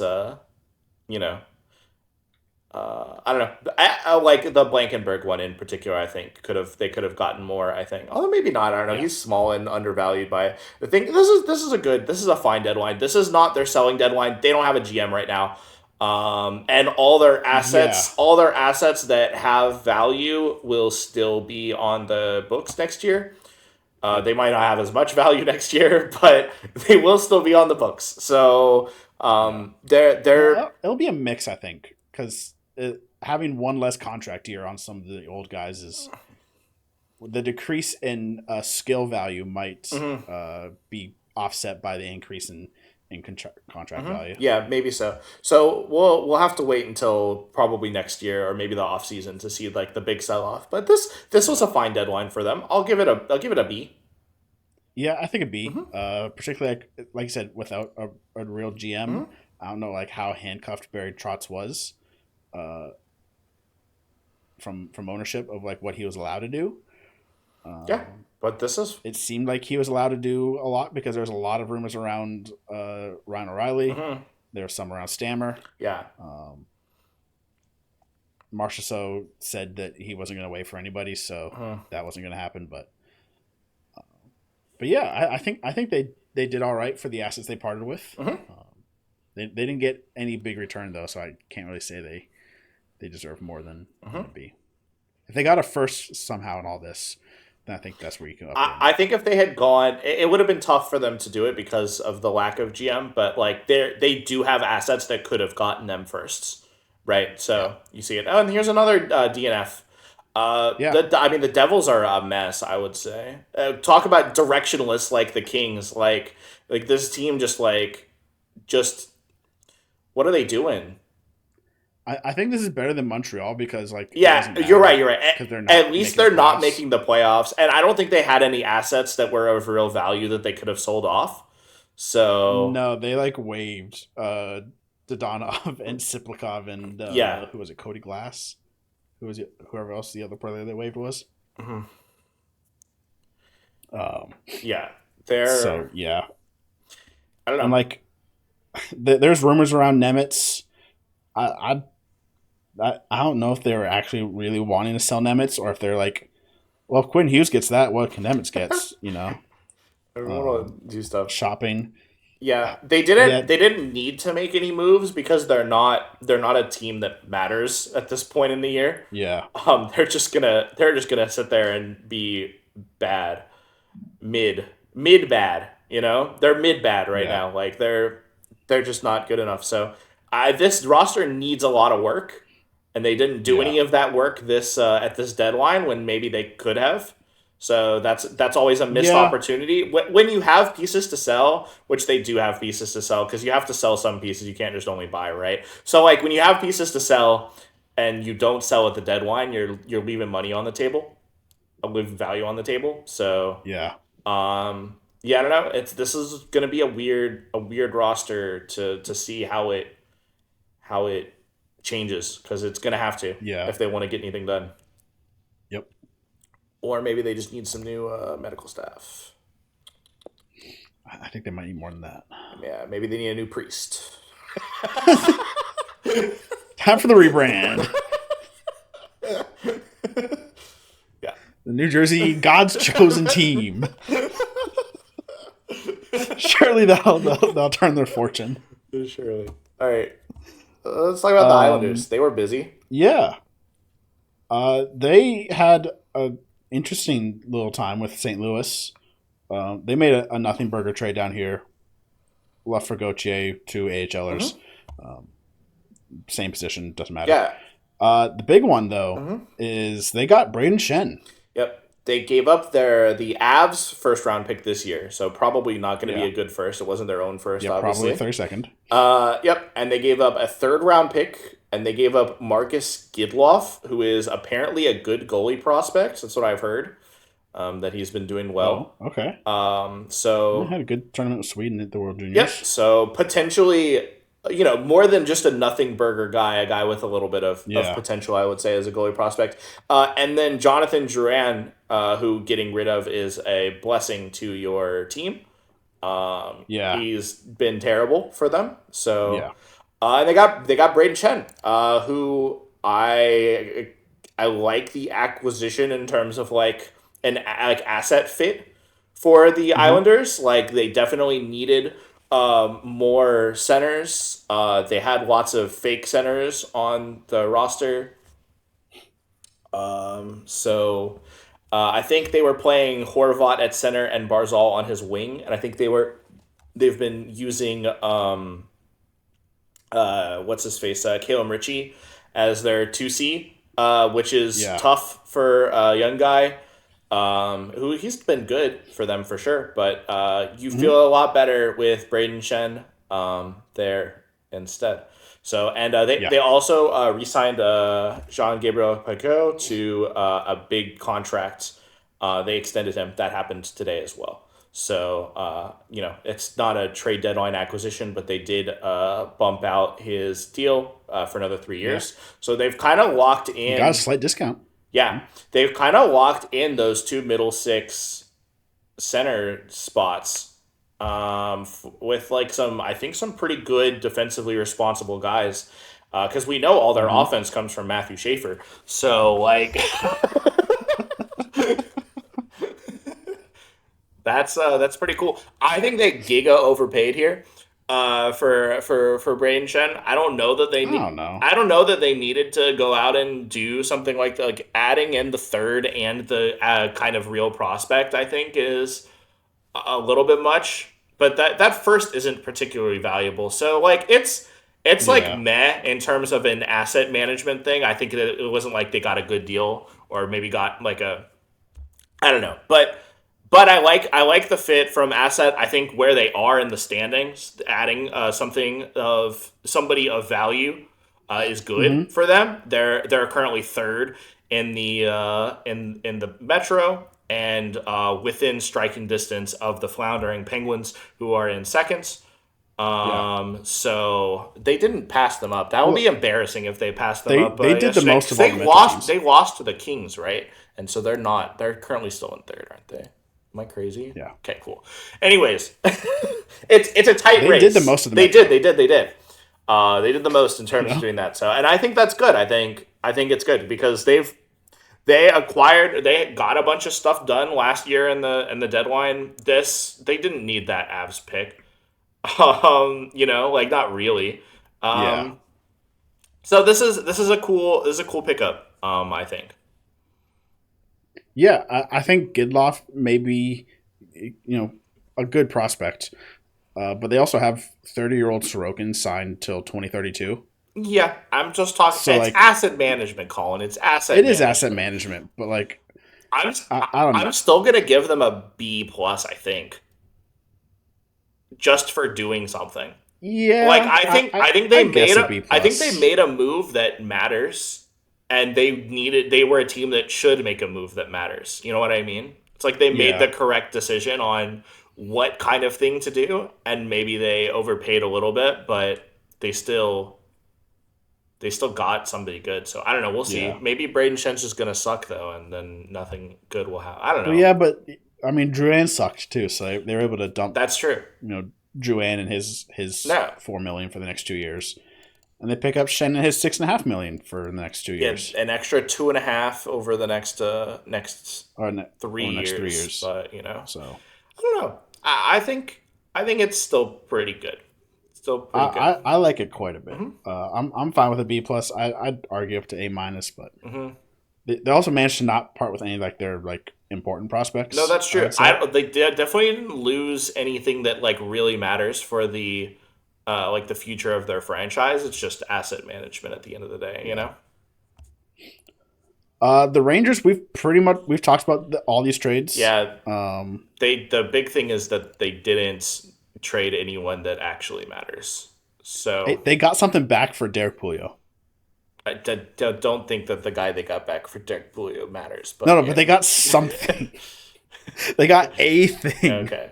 Yeah, it was a bunch of nothing burger trades. But they did get the third and the sixth Yeah, for they got a third. Sam Carrick. This is like a C minus. I think a team that has Yeah. actively said like written a letter to their fans saying we're rebuilding, and then this is the deadline that you have after that. It's a little bit disappointing, I would say. They gotta stop writing letters. Yeah, they never work out. It's a little bit disappointing, I would say. So, but Yeah. I mean, I can't believe Braden Schneider didn't move. yeah, Can't believe that. no, Trocheck I get because you have like 3 more years. Mm-hmm. You know, he can appreciate and value over that time. You might find somebody more desperate, but yeah, I don't know. And like you tell me, I know Jonathan Quick's been bad, but like nobody wanted to like better their goalie depth. Like Vegas didn't want to like, you know, have a 5th guy they could just spin the wheel for. yeah, of who's going to start. I don't know. I feel like they're not fully asleep at the wheel, but they're kind of asleep at the wheel. yeah. It just when you're a team that should be selling, like it's kind of like the Devils, right? Like you know, you're a team that has things to move. You need to make changes, and you don't do them at the deadline. You're leaving value on the table. Yeah. What did we give them? D minus, good, D, C minus, D plus. I'd say maybe like a D plus. We can give them a C minus because they did get a 3rd round pick, I guess. But like they got a 3rd for Sam Carrick. Yeah, so yeah. Well, I'll give them a C minus for the 3rd for Sam. But I'm disappointed. Yeah. Speaking disappointed, we got the Ottawa Senators. Another team that's in the Atlantic in a playoff chase. Yeah. I actually think the Senators are the one team that didn't need to do anything in the Atlantic, Colin. This is the best team in the Atlantic. Yeah, they still have goalies, but they do have goalies now because Omar has been slightly better. So now they have kind of goalies. Yeah, like they absolutely could have gone out and not gotten themselves like a goalie, but maybe gotten another option at goalie. I don't know. It's hard to say. This is a team that I think every single underlying metric says is a really good team. And the problem is that they've just gotten some of the worst goaltending like ever. But like you're telling me they couldn't have spent like a 2nd and a 3rd on Connor Garland. That is true. Connor Garland would have been a great... And makes this team better. Connor Garland would have been a great fit for this team. Or Michael Bunting, who also went for a 3rd. And they have 3 3rds this year. Yeah. No, you're right. Like, a little bit of sleep at the wheel. Because all they did... Well, they did get... They got Warren Fogle. They did get... I was going to say, they did get Fogle for a 2nd, basically. And I like Fogle. I think Fogle is a good player. He's fine. He's a fine depth guy. I mean, he's a more defensive-oriented kind of depth player. I don't think that's necessarily what this team super needed, but you know, they could have made a splash for sure. But I also think that they did miss the playoffs last year though, like barely at the very end, right? No, they made it. Oh no, they did? Yeah. Okay. And then they got swiftly pushed aside. Oh yes, that's right. Okay, well, I don't know. And like they are like a few points out of the playoffs right now. But like if you add, you know, a Connor Garland and kind of, you know, go on a little run. Yeah. Boston didn't do anything. I'm just not sure that Montreal didn't do anything. I'm not sure that the player that they needed to get besides Connor Garland, who I think would have been good, but maybe not like it was not really super available. Like none of the other teams ended up acquiring like a big winger. Yeah. You know what I mean? Like no real wingers. I mean, nobody acquired a big anything really. That is true. But like I think that what they really need is like a top 6 winger. And I think Connor Garland is sometimes that. Yeah. Yeah, I guess they didn't give up anything important. They managed to get an asset for David Perron, so you know that's cool. That is crazy. This is a nothing. Graham Clark nothing is burger. Nothing prospect, and they sent away a guy I've never heard of, Wyatt Bongiovanni. That's a good name. Who I think played for Team Italy. Good. I'm kidding. Name. Yeah. C. You know, maybe I don't know. They spent a 2nd. Sure. But yeah, I'll go see. I'll see. You tried, I guess. Philly. We've already talked about Philly as well with Well, with Minnesota, Carolina, we and talked Boston. about I think the only trade here that actually matters at all in terms of anything is Bobby Brink for David Jiricek, and I think it entirely depends on if you have any value in Jiricek at all. I know Bobby Brink probably doesn't have too much value to the Flyers organization because they've got a lot of wingers ahead of him. Like they've got a And and coming up yeah, behind I them. was gonna say, and like Porter Martone, who is potentially gonna join the roster next year. So like they've got lots of guys that they want to give ice time to. So I don't think they lost too much in Brink, and they got Yeah. so it's just like, do you think Jiricek is worth anything as opposed to like if you had just traded him for traded Brink for picks? I'm not convinced. I think Jiricek he's just Derek Pouliot. Uh, Yeah. but um, but But are you going to be able to flip your check for more than you'd be able to flip a Minnesota fourth no. or fifth? Maybe no, I don't think so. I think Jiricek is just gonna join this team. It's just gonna be bad, and then just like rot because he's not worth anything anymore. Like how many teams? How many chances does a guy like this get before everyone is like, no, like actually he just sucks, you know? Yeah. And it's usually the third team. Usually when you fail on Especially the third team, you're done for. yeah.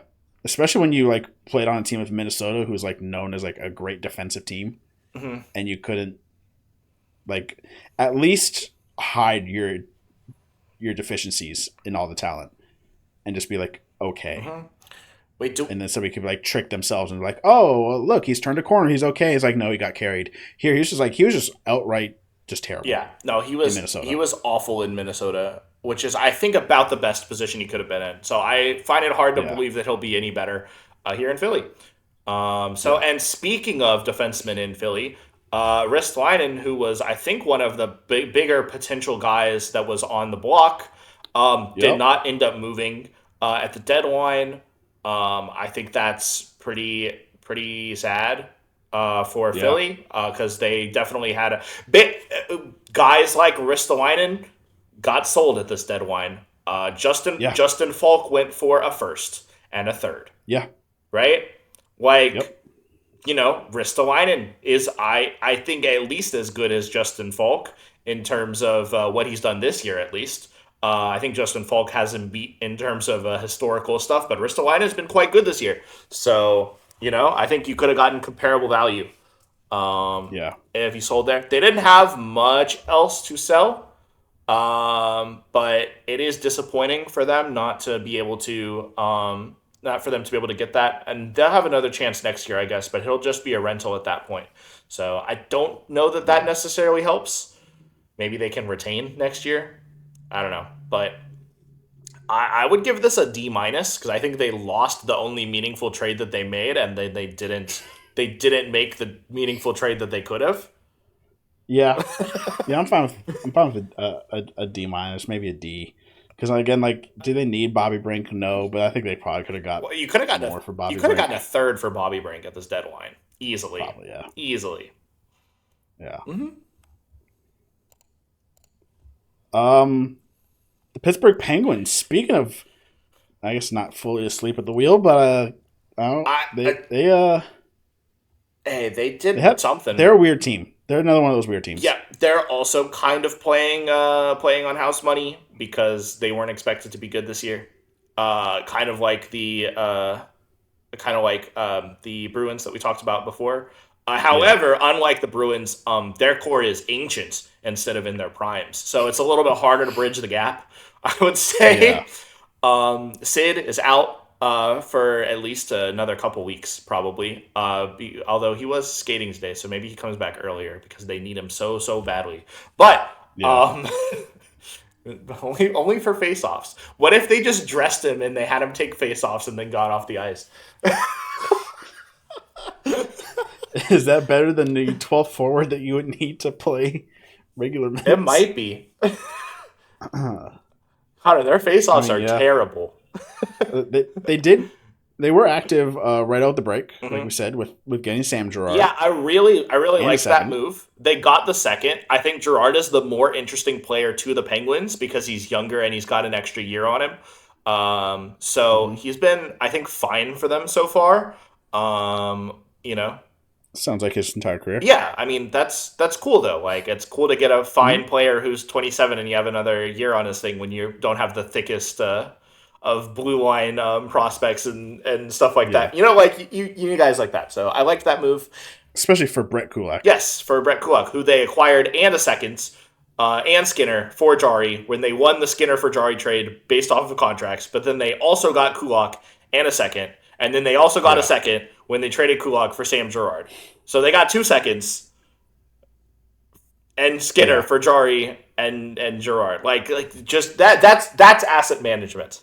You know, that's just good asset management. I mean, it's terrible asset management from Edmonton, but it's great asset management from the Penguins. So that's good. Yeah, the big thing here was Elmer Soderblom, who's a weird guy who's been scratched a bunch by the Red Wings. He's giant. He's 6'8". He's got one more year after this one. The Penguins do love their soft big men, with Brazeau and Mantha currently on the team. I don't think Soderblom quite has the offensive acumen of those guys, but he is at least an interesting player. I don't think he's going to slot in immediately into the Penguins roster, because there's not a whole lot of room for another winger there. So I think that was a little bit of a question mark, giving up a third for a guy that I don't think is really moving the needle this year at all. But the Penguins do have like thirds for days. I do think this was actually our last third, besides our own in 2020 and 2026.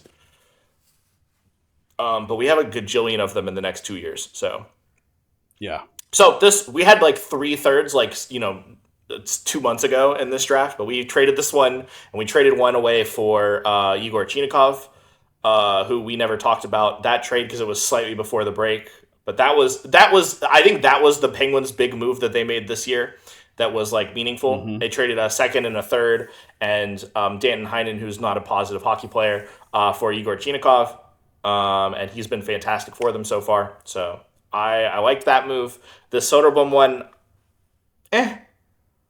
you know, if we get to add in the Sam Girard trade, plus like we get to think about the Chinikov trade, like at least like a little bit in the back of our mind, because we didn't do a whole thing. You know what I mean? Like I'll give this a C. I think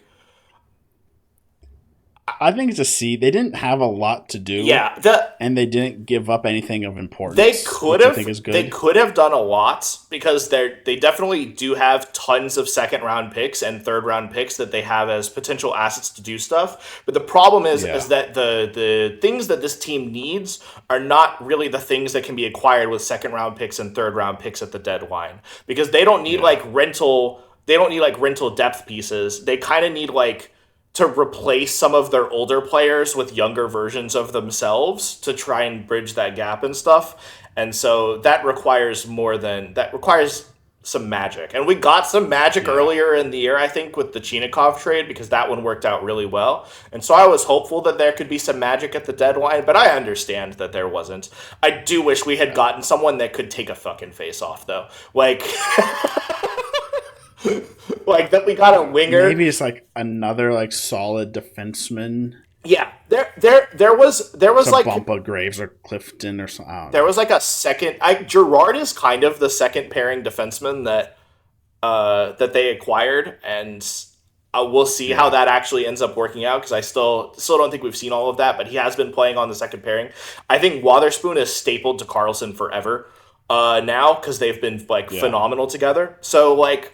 Really, there wasn't that much room to go out and get like a depth guy. You'd really be looking for like a really good player to be on the second pairing, you know? Like, so there were moves to be made, but can we get someone? Did you look at those centers? You know, I can tell like the face-off percentage of these. Tommy Novak has been 40% on face-offs this year. Ricard Raquel has been 22% because he's a fucking winger. Why is he playing center? Ben Kendall's been 45, but he's 18. Like, you 18-year-olds just can't take face-offs. And then Blake Lizotte is at least slightly above 50%. But, like, come on, man. We need to win a face-off. It's been horrible watching Penguins games since it has been out. I did not realize how thoroughly dependent we were on him to win any draw. And an F for Evgeny Malkin for getting his ass suspended for 5 games when we needed him most. Yeah. Yeah, I'm sure Sid's real happy with him over that. Yeah, don't think so. Don't think so. Because Darlene did the horrible thing of pushing him. I mean, he got cross-checked in the back, but you can't turn a cross-check in the back into a cross-check to the face. You know what I mean? I don't think Malkin could play in the playoffs if he's going to be doing that. No, like for cross-checks in the back. Completely unacceptable retribution there. Yeah. Darlene could have been called for a penalty, but Malkin should have been ejected from the game. Yeah. Brain dead. Yeah. Absolutely. Man, I thought we were better than that. We're 39 years old, Malkin. Come on. I mean, it's Malkin. Come on now. That's true. The only way it would have been more Malkin is if he scored 2 goals earlier in the game. Mm-hmm. 2 goals and an ejection. That's a Malkin hat trick right there. We're at San Jose, right? San Jose. Oh, I'm giving out an A, Colin. Straight up, this is an A. How the fuck? Yeah. How the fuck did they get a 4th round pick for Tim Liljegren? Yeah. Tim Liljegren. Not good. He's really bad. He's a really bad player. He's not good at hockey, and we know this because we've seen him in the spotlight on the Leafs. Like, this is not a good hockey player. I don't think this is a real trade. I looked at it too. Okay, cool. I didn't even see this one come in. Yeah. I mean, like, this one was news to me. It's technically 2 younger defensemen guys. Like, Jack Thompson did some things this year. I guess 10 points in 31 games, positive for the Sharks. I guess so. I don't think he's going to be much, No, he's not going to be anything. But, he's 70. Yep. For another 70. It's mostly just an AHL swap, so. Yeah. But they got a 4th round pick for Tim Liljegren. Yeah. Tim Liljegren. I guess this was before...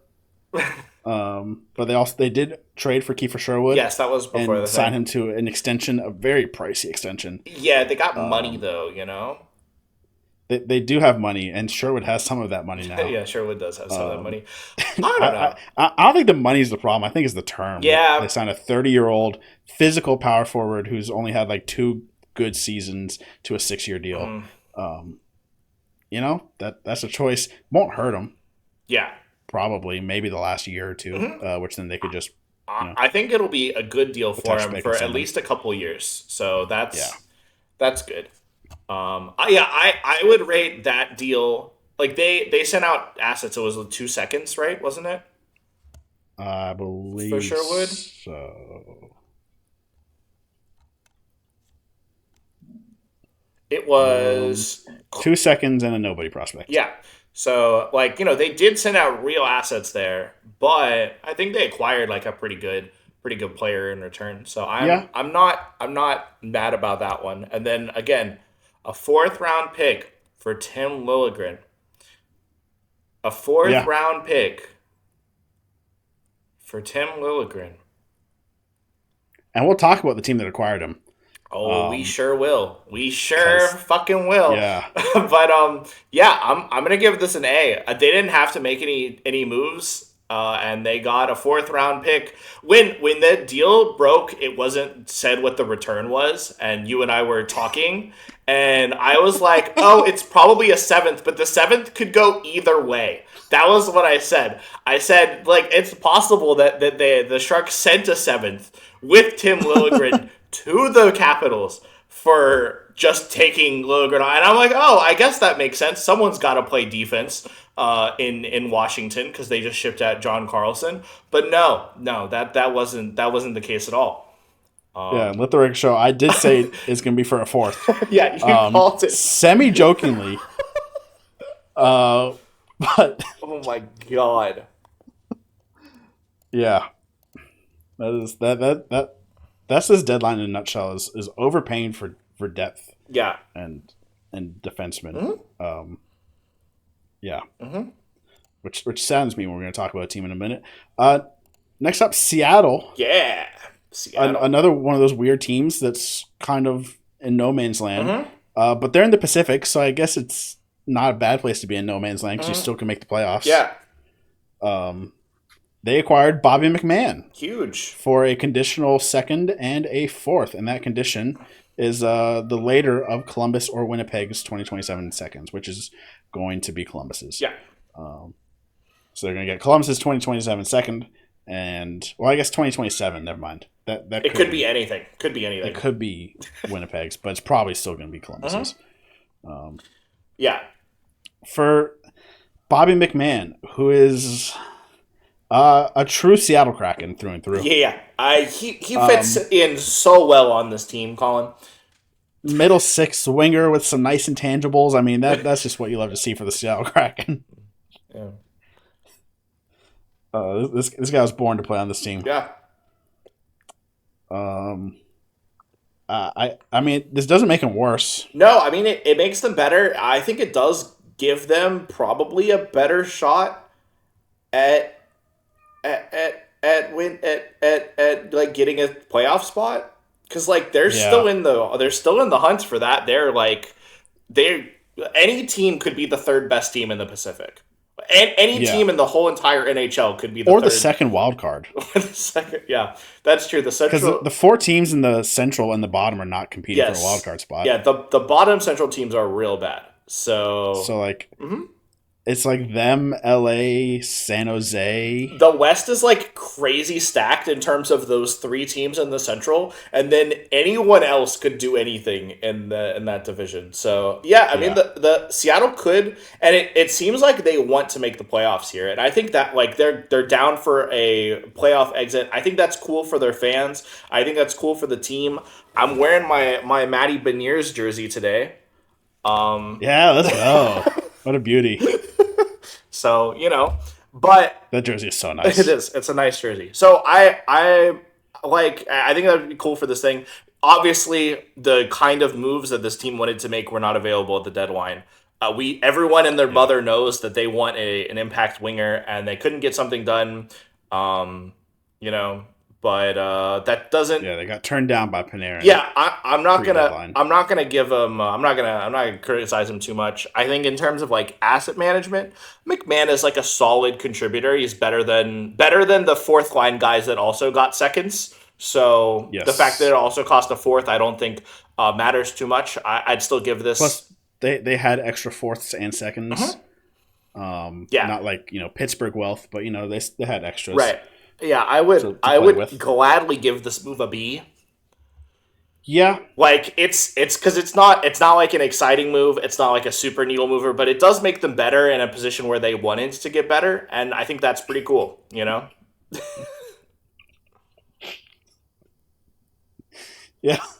What? They wanted to get better at second, at the middle six wingers. Well, no, they wanted to get better. Like, yeah. Yeah, adding a fourth. That's like the phrasing of at a position that they wanted to get better at. Adding a ninth middle six winger definitely made this team better. Yeah. Also, shout out Jordan Eberle. Yes, got a little extension. Little extension. Having a good late career resurgence here. He's having a good year this year. Not going to be a career year, but not too far off, like a second, third best year. Yeah. The most contentious team at the deadline by far, not even close, is St. Louis. Yeah, they're the team that did the most in terms of the most selling. Kind of. They did the most selling, but they really only sold 2. Yeah, and they were supposed to sell 8 at one point, so everyone was like, oh, everybody's gone. Robert Thomas is gonna get traded. Not surprised that Robert Thomas didn't get traded. I am a little bit surprised that Kyrou didn't get traded. I think that I know that the buzz around Kyrou like was lower this week, I would say. Like I didn't hear too many people linked to Kyrou. And hey, maybe that would have been the Seattle target, but I think Seattle just wanted a ton for all their good players. And I don't blame them for wanting to get a lot, but like also I don't know. Like I think they could have gotten something for Bennington. Like that seems like it should have happened too. If they really wanted to move on from Bennington, that would have been great. The weird stuff with Parayko and the Sabres happened too. Like I don't think that's. I'm still weird. It's still weird. I think that trade got leaked. Like the full details of the trade got leaked before it was announced whether the clause was waived and stuff. Like. I don't know. Yeah. And reportedly, Doug Armstrong's come out and said that they did an investigation, and it was nobody on their staff that had any information, has any texts or emails going out. Which is just kind of funny that they did like that. They're, I guess, blaming Buffalo. Yeah. Or we're lying in the Big 26. So and lying's big this year. Line is in this year. I think the thing for them is like none of the moves had to happen. Mm-hmm. Yeah. Like they weren't under any pressure. Like none of these guys are expiring. Mm-hmm. Thomas isn't expiring. No. Kyra's not expiring. Parayko's not expiring. Even Benner's not expiring. And like you could sell high on Benner for Canada, but you can't sell high on him for the NHL this year. That's true. So if nobody was going to buy Canadian stock, Canadian Benner stock, then like maybe it's best to hold him till next year and hope that he has a little bit of a better bounce back. Mm-hmm.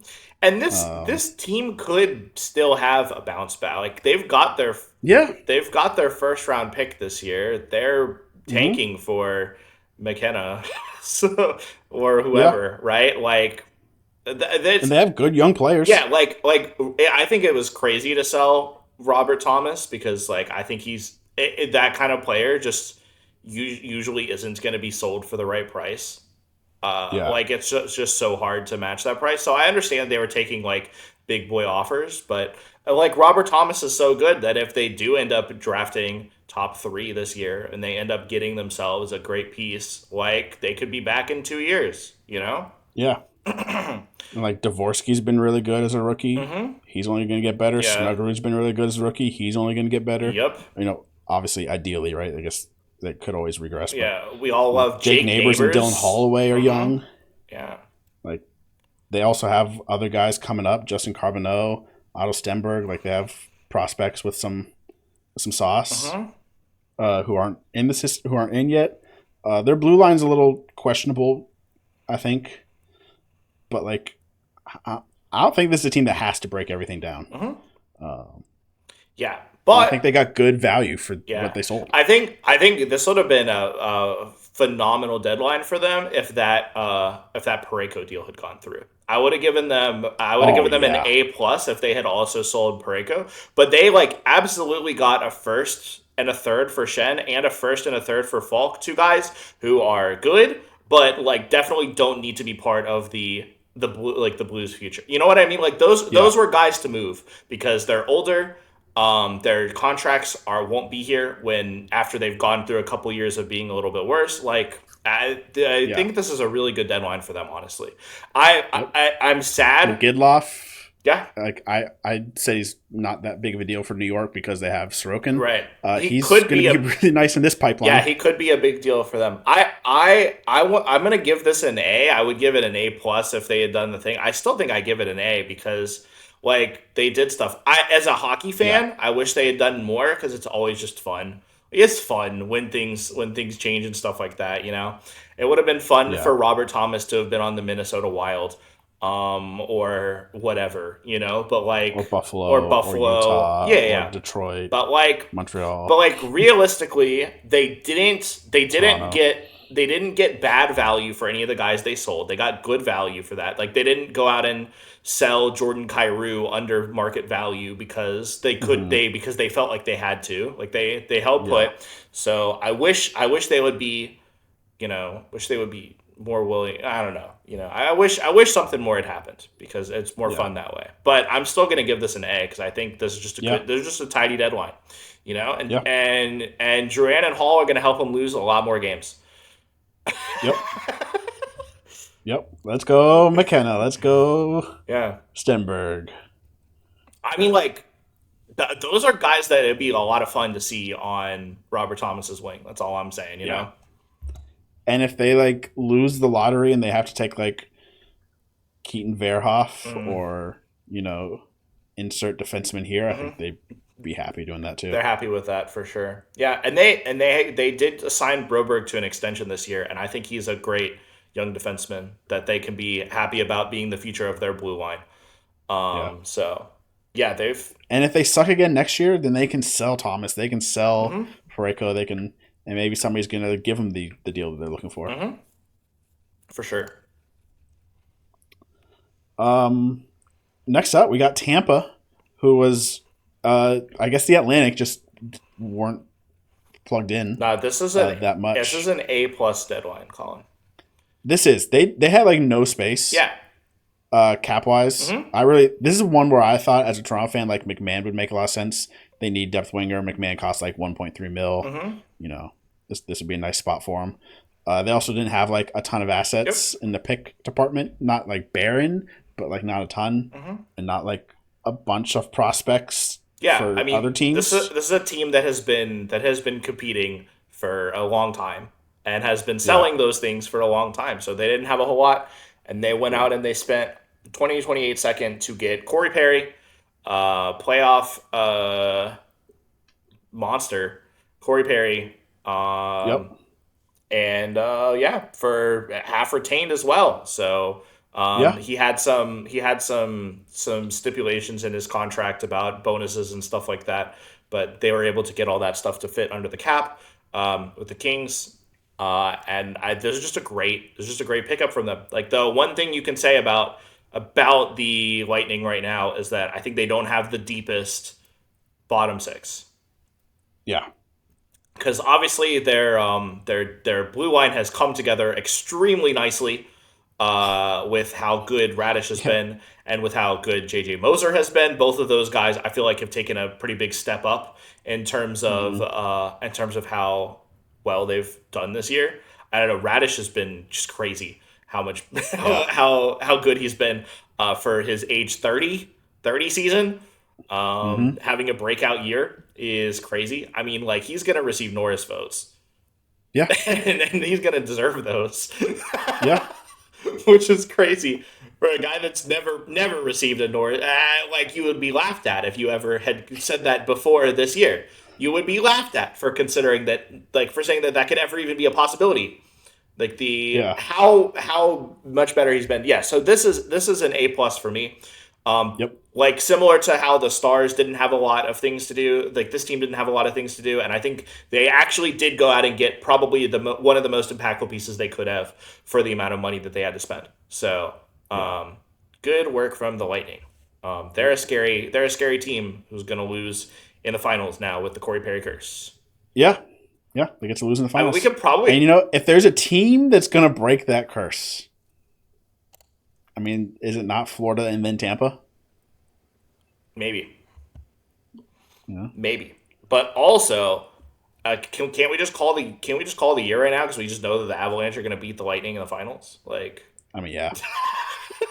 It seems to be how it's going to work right now. So, although with how well we've done with predictions, it's actually going to be neither of those teams. I don't even remember what were our preseason predictions. They were bad, weren't they? We both picked Edmonton, Florida. Huge. You picked Florida to win, and I picked Edmonton to win. Huge. I want both of us to have zero. I mean, obviously, it'll be crazy, but there's a possibility that neither of those teams are even in the playoffs. Yeah. I think it's going to be pretty hard for Edmonton to miss, but yeah. Yes, that is true. It's possible, though. It is. It's possible. All right, let's talk about Toronto. Great team here, What do you think, Colin? I'm disappointed by this deadline because I think they should have sold more. I think OEL is Oliver Ekman-Larsson, one of the best defensemen on the market. He's had a phenomenal year with Toronto this year, and is not that costly. Mm-hmm. I think he is one that could have been moved. He's had a really fantastic year. Yeah. I think he's a guy that could have been moved. I mean, like Steven Lorentz is a really nice fourth liner. Mm-hmm. I think he could have been moved. I understand not moving like Matthews or Nylander or Nyes. If you're going to do that, wait to the summer. And I don't even know if like doing that is 100% the correct decision, but it's probably not something you want to do under the gun at the deadline. But still, like I think Brandon Carlo, Simone Benoit, like these are all guys you could have moved. Now the moves they made, I actually kind of liked. Getting a first and a fifth for Nick Waugh, solid. Not they're Colorado picks, so they're not going to be the best. But that's solid. Scott Laughton for a third is really depressing when you think about what we paid for Scott Laughton in the first place. We paid a first and Gurbenkin, who a lot of these fans are high on. I don't really care about Gurbenkin that much. He's like a whatever fourth liner, triple A or quadruple A superstar. But yeah, trading a first for Laughton to then flip him for a third less than a year later. Fucking rough. I mean, they're going to do the same thing with Carlo next year, aren't they? I would have sold Carlo for at least a second this year. I mean, yeah, but like I don't know. You're still a guy you paid a first and a like legit. And then you could pay Minton. Yeah, a lot higher on. Yeah, well, and Minton, who has been very good this year, too, has been like a key part of why Boston has been good is having another solid middle six center, in Minton. So, asset management from the Leafs has not been the best, I would say, under Brad Treliving. No, I think the only way that this deadline can get any better is if Trey Living's fired. Mm-hmm. Like there needs to be new direction. Also Shanahan, but like that's not going to happen, unfortunately. Mm-hmm. But like there needs to be new direction here. Yeah, this is terrible. Bobby McMahon for a second and fourth, great. Mm-hmm. I think Bobby McMahon was a UDFA. Yeah. So that's good asset management. Mm-hmm. Turn a UDFA into a second and a fourth. Yeah. Hey, big thumbs up there. Turning first Gurbenkin into a third. That's tough. Yeah. Turning Marner into a first and a fifth. I mean, he was going to walk for free anyway, but yeah, that's still kind of tough. Mm-hmm. So, a B. I think the moves they made were good. I don't think they made enough moves. Yeah, I think that's a reasonable grade to give them. We'll see. Like the trades themselves are all good trades, but like I just felt like there should have been more trades. The trades they didn't make are like just eating away at you. Like look at all these players that aren't going to do anything like meaningful for Toronto this year. And I'm only giving you so much credit for Scott Laughton for third. Yeah, because AJ McCarron got a second. Yeah. I hate this team so much. Yeah, fair. I hate Brad Treliving. Yeah. The Utah Mammoth, much more exciting. I forgot about this because this wasn't today. This is another A. Yes, this is an A. This is another A. They went out and got like a legitimately, I think, impactful, game-changing defenseman. And at a position of need. At a position of need for sure. The blue line depth needed to happen, and they cost them 3 seconds, which is good. It's good picks, but like they needed to do it. They're a team that is right now in wild card position. They're on the outside looking in the Central, but like they're head and shoulders above anyone else in the Central, and we all know the Pacific is a shit show. So they'll probably they're locked into wild card 1. Yeah, they'll make the playoffs this year. Which they don't want to do any better than wild card 1, because wild card 1 gets you whoever wins the Pacific. Mm-hmm. If they slipped into the 3 seed, then congratulations, you get Dallas or Minnesota. Yeah, no, They could win a round of the playoffs because anyone could win a round against whatever comes out. We'll see what comes out of the Pacific. But yeah, I mean, like that. This is exciting for Utah, I would say, because they've got a lot of exciting stuff going on up front this year. with I think like Logan Cooley's just a monster. Dude, that guy is awesome. Yeah. He's great. Keller's been good. Paterka was a great signing for him. Nick Schmaltz been having a good year, actually, surprisingly. That's pretty cool. Yeah, he's having a crazy Like, good year. I don't know what happened with Nick Schmaltz, but he's having a great year. Like, there's a lot of good stuff going on here in this lineup, and they basically just took what I think was probably the weakest thing that they had, and they've turned it now into a strength. Because I think now they legitimately could have two like extremely solid defense pairings to roll out there for basically most of the time. And I don't know, they bump Marino to the third pair. Marino at the third pair, if he stays healthy this year, is just like phenomenal. Like keeping that this is just a great. It doesn't have the highs of some of the other playoff teams, because I don't think Sergachev or Durzi really are like in that elite tier of defensemen. But like, God, are they just solid? And now they've just got solid all the way through. And maybe they don't need anything better than that when you've got what they've got up front in terms of goal scoring and stuff like that. So honestly, they got, I think, the best defenseman at the deadline that moved. Yeah. You could argue Parayko's better than Uyghur, and you're probably right. Yeah, but he didn't move. So, and also, they didn't even give up a first-round pick for him. No. And you can probably consider one of these second-round picks being the Olimata dump. Yeah. like if we're being real. A guy who's been healthy scratched this year. And is making $3 million for 2 more years after this, right? Yeah. Yep. 3.5, 2 more years. So, yeah, I mean, fantastic. Good work. Good work. Next up, the Vancouver Canucks, who a team that dealt in volume. Yes. Which is pretty much all they had. They could have possibly moved PD. But similar to what I was saying with, Toronto, this might be something you just leave to the summer. That's like an organizational change where they're like really trying to figure out what their direction is. They probably want a little bit more information about what their roster is going to look like going forward before they make that kind of decision. And other teams, like, it's easier to fit in big money and make ground shaking moves like that with long-term contracts in the summer. I also think work and plan on it. I also think like PD is a guy that like has still been struggling with injury and stuff like that. Like, you might just want to give him another off season to see. Like, I know he's technically healthy and that he's been playing and stuff like that, but like, we all know that he's not 100%, and I know he's probably gonna keep playing the rest of the season because like they just want him to play and stuff like that. But like, you can always reevaluate in the off season and see what's really going on. So yeah. So what they did sell was Tyler Myers. Yeah. At 50% retention for another year, which doesn't matter to them, for a second and a fourth. Yep. Which is, I think a nice little bit of work. Yep.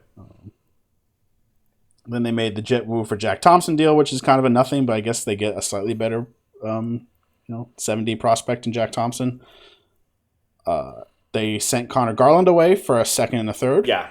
Which is solid. Yeah. Maybe you could have done a little bit better, but I mean, pretty good.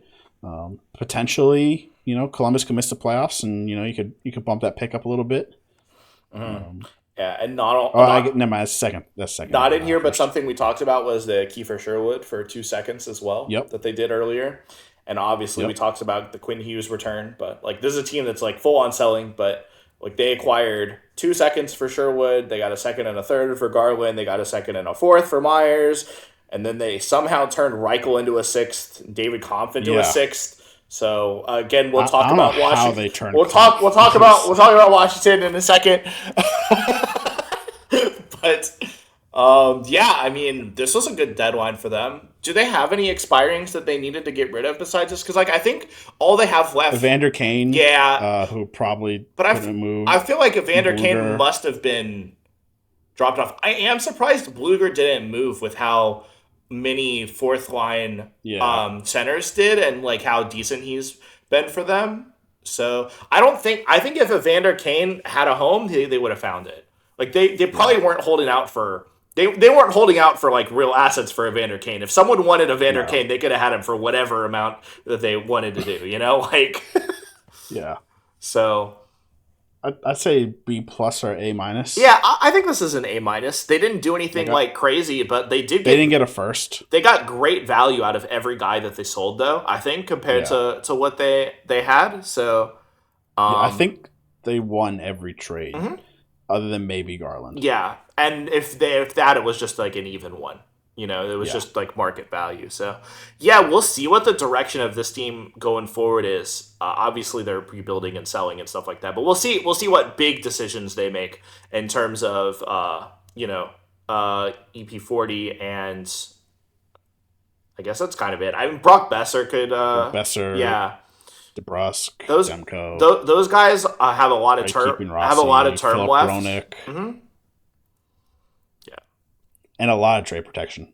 Yes. They have to fight through. Yeah, they'll have to figure out good spots for those guys, but I think off season is probably when they'll get some stuff done because I think everyone is disappointed with the way this free agent class is turning out because everyone's just getting re-signed. So if you want to upgrade in this off season, I think you just go hit up Vancouver and be like, "Hey, what can you do for me?" Yeah. Because they got assets. All right. Next up, Vegas. They overpaid for some depth, but I don't think a detrimental overpay.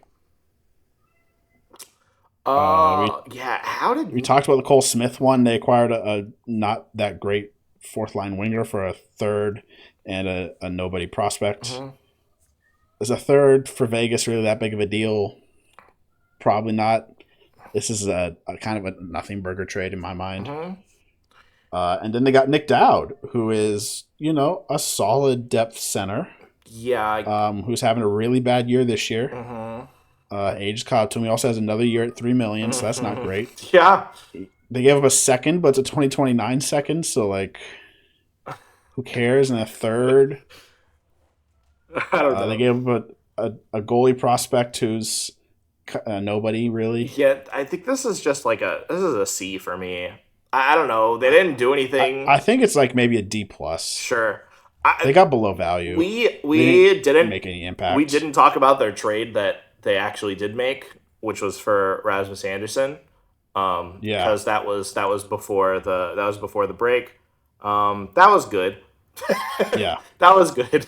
This deadline not as good, I would say. They're another team. They didn't have a lot of money to work with. They didn't have a ton of picks to work with. Yeah, because they can't fuck around with the cap this year because they also cap rules. Didn't need a lot other than a goalie. So and not a lot of goalies moved. Mm-hmm. No goalies moved really. Yeah. So I think that's the only thing they could have made a move for. And do you roll the dice on Bennington? Maybe. Maybe Stuart Skinner, who was reportedly available. Maybe Stuart Skinner. Could you have convinced San Jose to give up Ned? Maybe, but does any of those actually move the needle? They just re-signed Ned, so I think Ned is there to stay. They did. Yeah. I think a D plus. They did some things. They overpaid. They didn't improve their team by any definable amount. But I don't think anything bad happened. Yeah. Speaking of things that were bad, Washington. Yeah. This is the team that I was alluded to much earlier in the episode where I was I don't know what the direction is and what they're doing. Because they started off really nice. Yes. They sold a Nick Dowd, who is 35, right, with another year, and on a down year for a second and a third. Yeah. Okay. That's tiny work. They sold John Carlson. Who's expiring for a first and a third. Yeah. Start off nice. I'm okay, I like this out of Washington, Yeah. We're going to sell off the expiring and the old guys, and we're going to get a bit younger. To give some, Washington is pretty firmly out of a playoff spot at this point. They're not going to catch up. The team isn't quite good enough to get there, but they do have reinforcements coming. This is a team that's not devoid of talent in their stuff. They've got prospects. Yeah, they've got a lot of prospects. They've got young players on their team that are improving. This isn't just the Ovi and Carlson show. So like selling Carlson, I know was sad for Washington fans. I'm sure Ovi said it was one of the saddest days of his playing career, and I felt for him there. But and you assume Carlson wanted to. Yes. You assume they went up to him and said, "Hey, do you want to move? If not, don't worry about it. We'll ride it out." I'm sure that they would have done right by a guy who's done right by them for as long as Carlson has. But like for them to do all of those things, great ideas, basically saying we need to retool, we need to get younger. Those days are behind us, right? And then to come around and buy... They spent a fourth on Liljegren? Yeah. Or Liljegren? Like, to pair up with Sandin and rebuild the COVID Leafs that they were famously phenomenal on their blue line. Yeah. I can almost get behind that for a 26-year-old, but like a sixth for expiring David Kampf, what are we doing? Yeah, I don't know. Like they're such and then, the prospect swap doesn't, or not even prospect. The washed guys swap doesn't matter. I know they're like a 6th round pick isn't really worth much, and a 4th round pick isn't worth that much, but it is worth something for sure, right? But like the using those like this it's just so weird to like what it's not like bad asset management, more so like it's like weird. It gives mixed signals about the direction. Like if you do want to get younger and you are moving away from Carlson, why are we going out and acquiring Liljegren when instead we could, bring up a guy from the A and see what they're worth, right? Like if you do need a 4C now because we've sold off Dowd, like why is there really no one on the team or in the system that can play like bottom 6 center minutes? Like, yeah, I don't know. Yeah, just weird. Yeah. All that being said, Liljegren and Kampf do expire, and a 4th and a 6th doesn't matter that much. Yeah. It's also an extra 4th. It's a Vegas 4th. So. And they got a 1st, a 3rd, and a 2nd and a 3rd for Dowd and Carlson. Yeah. I still think this is like a B plus. It's like a B. It's like a B for sure. It might even be a B plus, honestly. They got good return. Just because they're expiring, it's a B plus. If Kampf or Liljegren had term, this would be way worse. Yeah. But like they expire, they lose a 4th and a 6th. It's just puzzling moves. I don't see the vision. I don't see the vision. I don't either.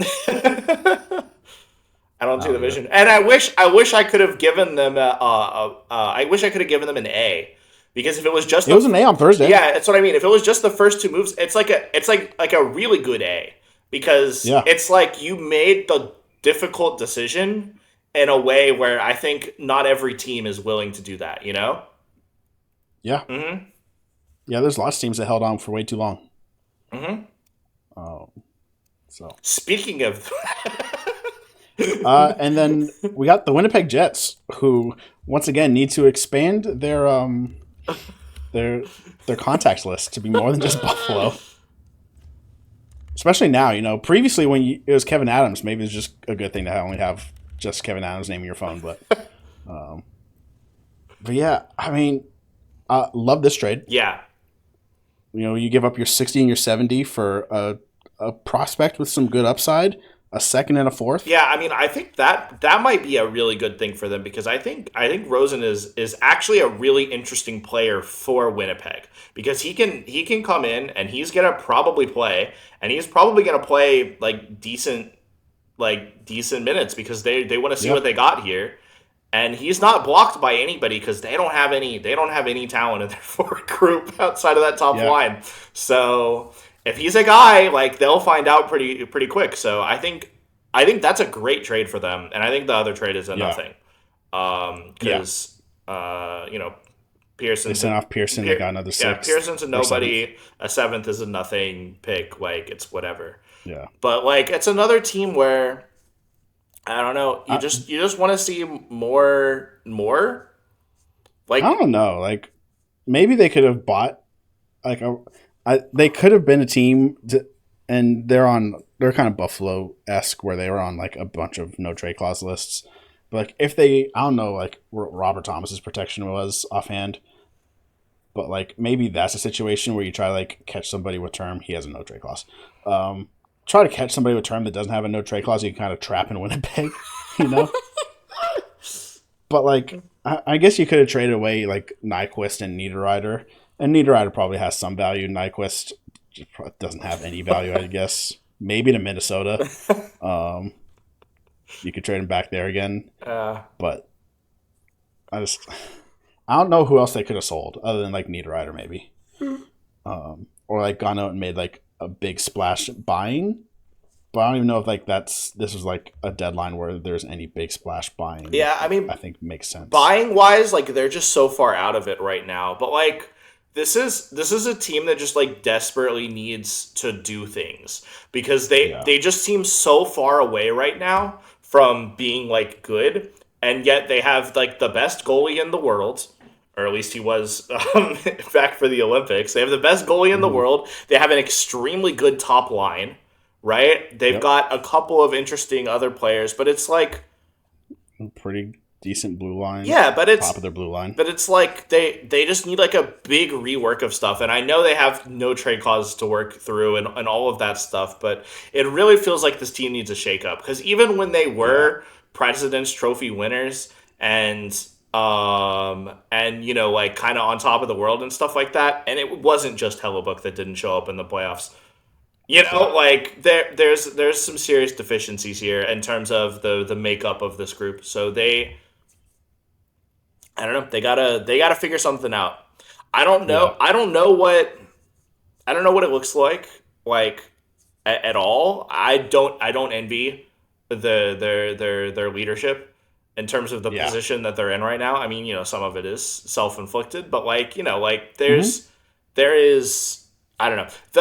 The Stanley and Shen trade was really good for them, I think. And they need to find more ways to do that, I think, and inject assets and picks and stuff. I don't know. They need more stuff. But this is, I don't know. Maybe next year, or maybe like a Sandberg or a DeMello or something. These are good players for sure, but they're also, I don't know. But also they have fucking Connor Hellebuck. Like they're just sitting away, wasting the prime of Connor Hellebuck with this rotting carcass of a team that's in front of them right now. Yeah. I'm down to give it an A just because I think this trade is phenomenal. This is an A. This is an A deadline for them. They didn't have a ton of other moves to make. They didn't have any like actual expirings that I think had any real value.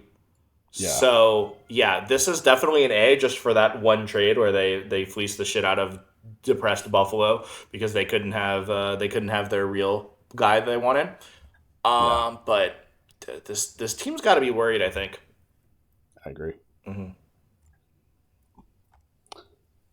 All right.